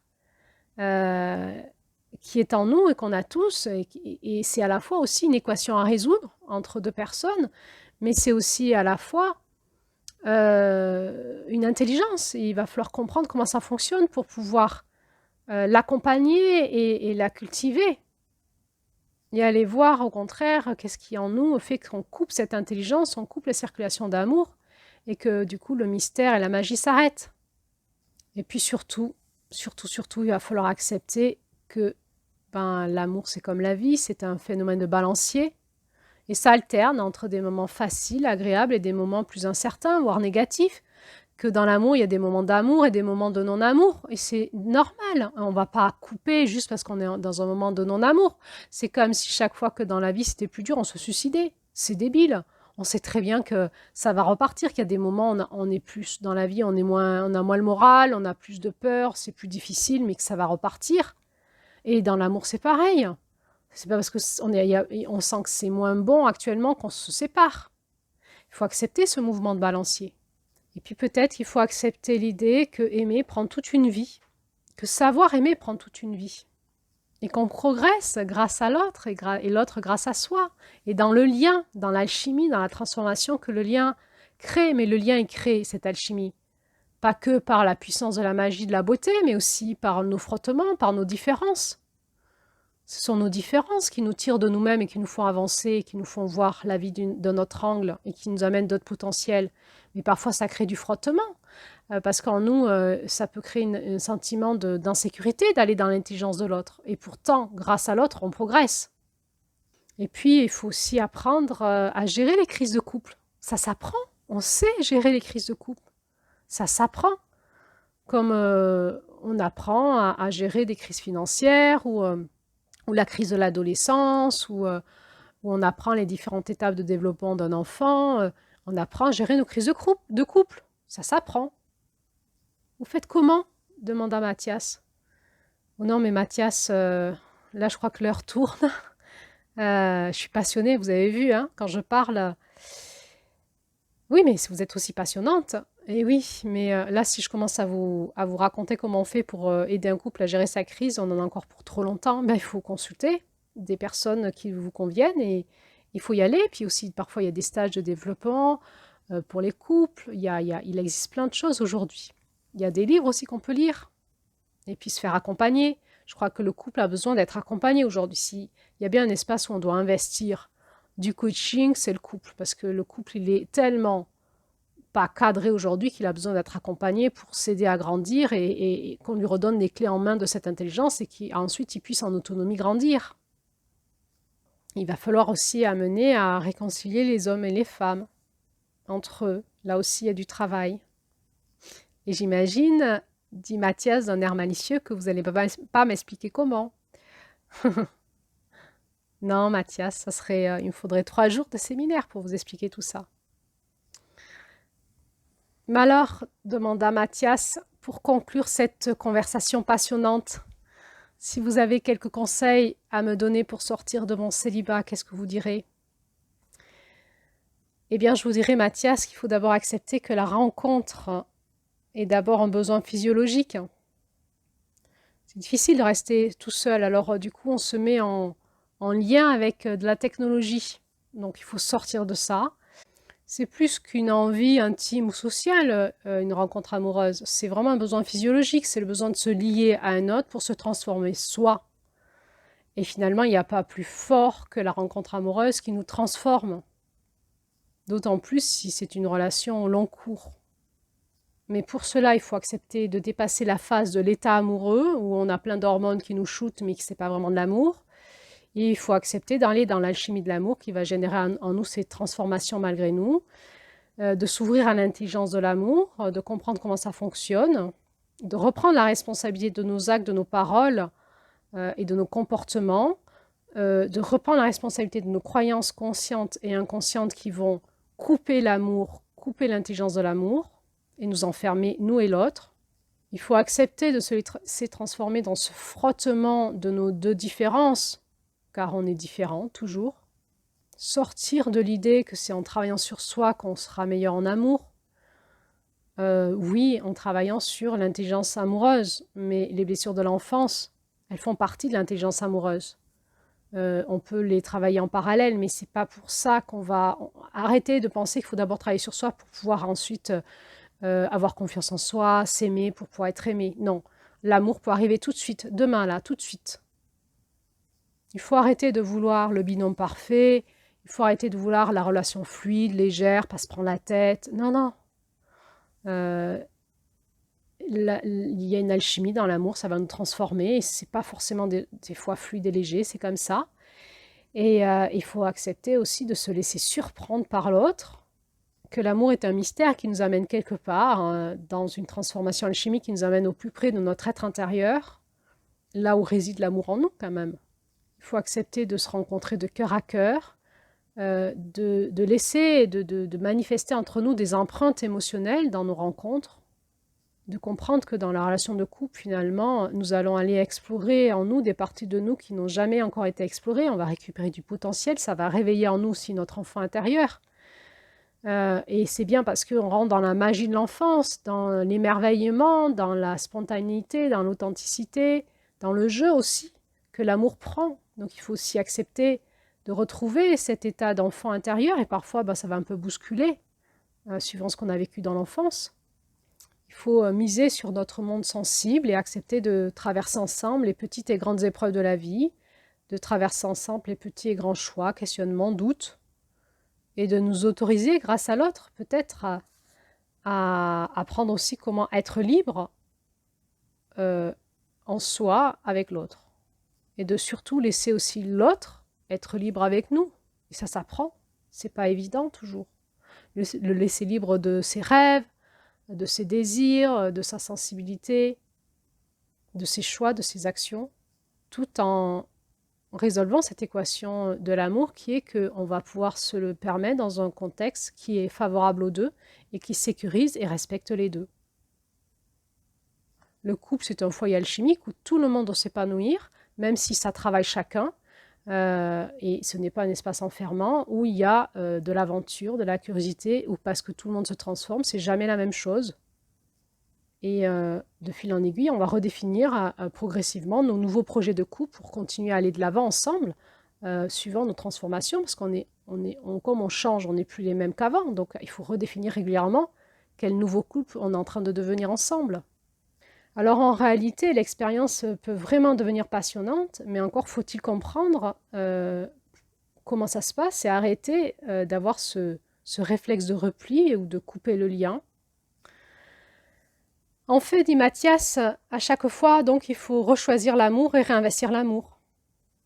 Et voilà, vous avez tout compris. Message passé, il faut réinvestir l'amour et à chaque fois, on va découvrir qu'est-ce que ce mot veut dire, qui est en fait aujourd'hui vidé du sens, mais qui est un mot infini. Ah, dit Mathias pour conclure, moi je crois que le monde dans lequel on vit, il est fini. Il n'est plus viable. C'est ce que je chantais. En fait, vous venez de me l'expliquer, vous m'avez mis en mots tout ce que je pressentais en moi. Il faut changer de monde. C'est plus possible. Les gens qui vivent dans ce monde, ils sont pas intelligents à l'amour et il n'y a rien de possible dans ces cas-là. Oui, dit Adeline, c'est vrai, c'est un monde fini. C'est un monde dans lequel il n'y a plus d'interaction avec l'autre. C'est un monde où tout espace est devenu ma propriété. C'est un monde où il n'y a pas de transformation, où tout est data, connaissance, programme immuable, construit, on mesure, on prévoit, on prend ou on ne prend pas. Est-ce que c'est rentable? Et puis on refuse le saut d'obstacle qui est celui de l'amour. Dans ce contexte moderne, hyper affranchi, multi-amour, hyper individualiste, hyper consommateur, zappeur de liens. Et dans ce monde-là, le challenge, c'est de pouvoir faire des rencontres avec qui on va pouvoir résoudre cette équation à l'amour. Et puis laisser l'amour prendre sa place à l'intérieur de nous, à l'intérieur de l'autre, à l'intérieur de nos relations. Eh bien, c'est une lumière qui s'allume et qui balaye tous les critères superficiels et préjugés. L'amour, c'est un visage qui reprend sa beauté, c'est quelqu'un qui a moins peur de la différence, qui est plus rempli de lui-même. C'est quelqu'un qui se sent plus rempli de sa propre lumière et qui se sent plus libre chaque jour d'être comme il est. Et l'amour, c'est une puissance, celle du cœur. Moi, dans mes consultations, je vois que l'amour vient donner un nouveau souffle aux personnes. Alors voilà, peut-être qu'on peut se dire qu'on est mieux célibataire, mais aussi on peut peut-être, comme un chevalier servant, mettre un genou à terre face à l'amour et s'ouvrir à nouveau à cette impulsion du sentiment amoureux quand on rencontre quelqu'un. Peut-être laisser les profondeurs de notre être prendre les manettes. Notre être intérieur qui va peut-être jouer avec ce lien amoureux comme une œuvre créatrice de l'amour. Mais je crois que chacun sur Terre, on a ce choix aujourd'hui. Est-ce que j'y vais ou est-ce que j'y vais pas dans l'amour? J'y retourne ou je lui tourne le dos? Et surtout, savoir que les échecs successifs ne veut rien dire. Il faut juste remettre un peu de maturité affective et souvent ça change tout. Alors il faut laisser partir ce passé, revenir dans le présent et surtout arrêter de projeter sur l'autre qu'il est le coupable du passé. Peut-être laisser tomber nos masques, revenir dans notre vulnérabilité, notre authenticité, avec cet autre, cet intime que j'aime. Accepter de me reconnecter à mes qualités enfouies que j'ai enfouies depuis mon enfance et qui restent là et avec qui je peux me retrouver plus complète, plus vraie avec cet autre grâce à l'amour. Alors on va être authentique, vrai, vulnérable, on avoue parfois son passé en toute confiance. Et puis il va peut-être falloir travailler sur notre ego et abolir un peu ce réflexe qu'on a tous en nous d'être un peu mesquin, hautain, suffisant, contrôlant avec l'autre. Et plutôt appeler en nous la dignité en nous et la dignité pour l'autre. Et alors peut-être que nos résistances vont sauter, surtout quand on appelle en l'autre ce qu'il a de plus beau et ce qu'il a de plus haut. Est-ce que c'est pas ça l'amour, le travail de l'amour? C'est valoriser l'autre aussi.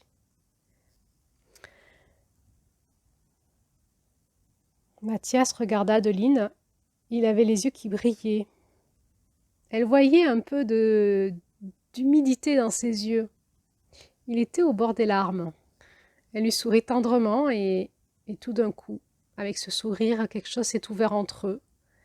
Et ils se sont pris dans les bras l'un et l'autre. Ils ne se connaissaient pas. Juste reconnecter leur cœur à leur cœur. Mathias se mit à pleurer et il lui dit merci. Ils restèrent là comme ça un moment. Et puis Adeline lui dit ensuite, en se séparant de lui, malicieusement, merci à vous aussi, car grâce à vous, j'ai fait ma première récapitulation et je sais un petit peu dans quelle société je suis. Parce que je suis comme tout le monde. Je suis toujours soumise à l'alchimie de l'amour. Et maintenant, il va falloir que j'aille faire le bilan de ce que j'ai vécu avec les hommes. Et qu'est-ce qu'il faut que je change en moi pour pouvoir ouvrir un peu plus mon cœur à la rencontre avec l'homme. Et avec quel homme? Quel homme mon cœur va choisir? Alors, c'est ce que je vais faire dans les jours qui arrivent. Vous voyez, Mathias, j'ai pris ce temps de recul pour me rencontrer moi-même dans le silence et comprendre ce qui fait mon cœur à l'amour avec l'homme. Alors merci Mathias, merci, merci, merci pour ce premier élan qui a ouvert mon cœur et qui m'a permis de récapituler en moi dans quelle société j'évolue. Il y avait ce moment-là un petit peu à la fois intense et qui pourrait vouloir s'éterniser et qu'il allait falloir fermer cette parenthèse, se quitter, chacun allait repartir sur son chemin. C'était comme une parenthèse enchantée qui s'était passée. Alors, dit Mathias, merci, merci, merci, je vous souhaite une bonne introspection. Maintenant, il va falloir que je retourne dans la vallée. Hein, l'heure tourne, le soleil tourne. Et vous, Adeline, il faut que vous repartiez vers les hauteurs. Vous allez dormir ce soir où? Oh, je vais dormir un peu plus haut, au-dessus. Là, j'ai vu sur la carte qu'il y avait un petit replat pas loin. Je vais me mettre en dehors des sentiers. Peut-être que j'aurai un bon point de vue. Et peut-être que je vais me mettre à commencer à méditer. Et puis on verra ce qui va se passer. Et je vous ferai coucou de loin là-haut. Oui, dit Mathias, moi je serai en bas. Et moi je vous ferai coucou avec ma lampe frontale d'en bas. Ah ben voilà, dit Adeline, on se fera des petits coucous ce soir avec la lampe frontale. Merci encore Adeline. Merci Mathias. Bon retour à vous. Et puis Mathias fit encore un hug à Adeline émue. Et il repartit sur son vélo Adeline le regarda s'éloigner, toujours avec ce pincement dans le cœur. Et cette joie aussi, immense. Quelle rencontre étrange la vie avait sollicitée dans cette montagne pour pouvoir parler avec ce jeune homme qui avait fait vœu de célibat finalement. Peut-être qu'il allait changer et que ça avait été bon pour Adeline de parler à quelqu'un, d'avoir une oreille qui l'écoute dans ce trajet de solitude qu'elle voulait faire. Finalement, la vie lui avait apporté une oreille pour l'écouter, pour qu'elle puisse récapituler dans quelle société elle était, les impacts peut-être que cette société avait sur elle dans sa relation aux hommes. Alors oui, l'amour était là, il lui avait amené de pouvoir donner de sa connaissance à quelqu'un, elle avait reçu son écoute. Et oui, ce lien de cœur à cœur avait été passé. Adeline s'inclina, remercia le grand mystère pour la rencontre, pour le lieu, pour les moments magiques, pour les graines semées. Elle remercia ce lieu, les entités du lieu, ce lac. Elle reprit son sac à dos, elle reprit son chemin en quête de cet endroit où elle allait passer sa soirée et sa nuit, sa première nuit en montagne.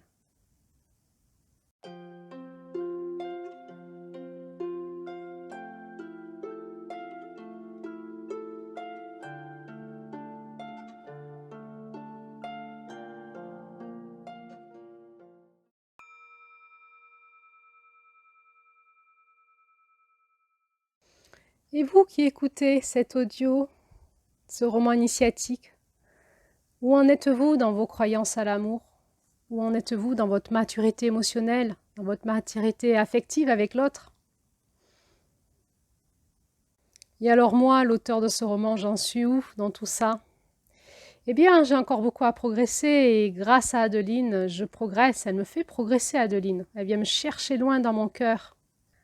Alors voilà, il va y avoir cette dernière audio sur les aventures d'Adeline en juillet. On va retrouver Adeline pendant cette soirée, cette nuit, où elle va faire sa récapitulation, où elle en est avec les hommes dans sa vie, et puis elle va faire une quête spirituelle en lien avec le couple christique, l'homme christique, la femme christique, la famille christique, la sexualité christique. Il va se passer plein de choses encore sous les étoiles, dans la nuit étoilée. Alors, eh bien, si vous êtes intéressé pour avoir la suite, eh bien, abonnez-vous parce qu'elle va bientôt sortir cette suite avant la fin juillet. Et puis, si vous aimez ces audios, ben, likez, puis commentez, partagez avec des personnes qui pourraient être intéressées par ces sujets-là. Et puis, abonnez-vous aussi parce qu'il y a encore une audio qui va arriver, celle de Julie, en juillet, qui va être cette revue, Les aventures d'Anaï, rendez-vous en terre profonde, que Adeline va recevoir à son cabinet et qui va nous parler aussi de la dynamique de juillet en lien avec la femme christique, du point de vue de l'auteur de cette revue. Alors, il reste encore plein de choses à écouter, à découvrir, et j'espère que ces audios résonnent en vous et vous nourrissent aussi, et vous font avancer comme il nous faut avancer avec Julie. Alors, je vous dis à bientôt pour la suite. Recevez toute mon affection de mon cœur. C'était Claire-Lise pour les artistes du renouveau.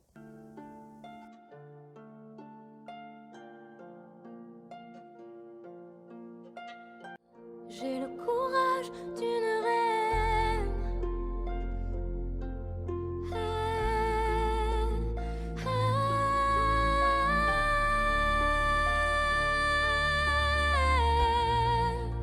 Le courage d'une reine.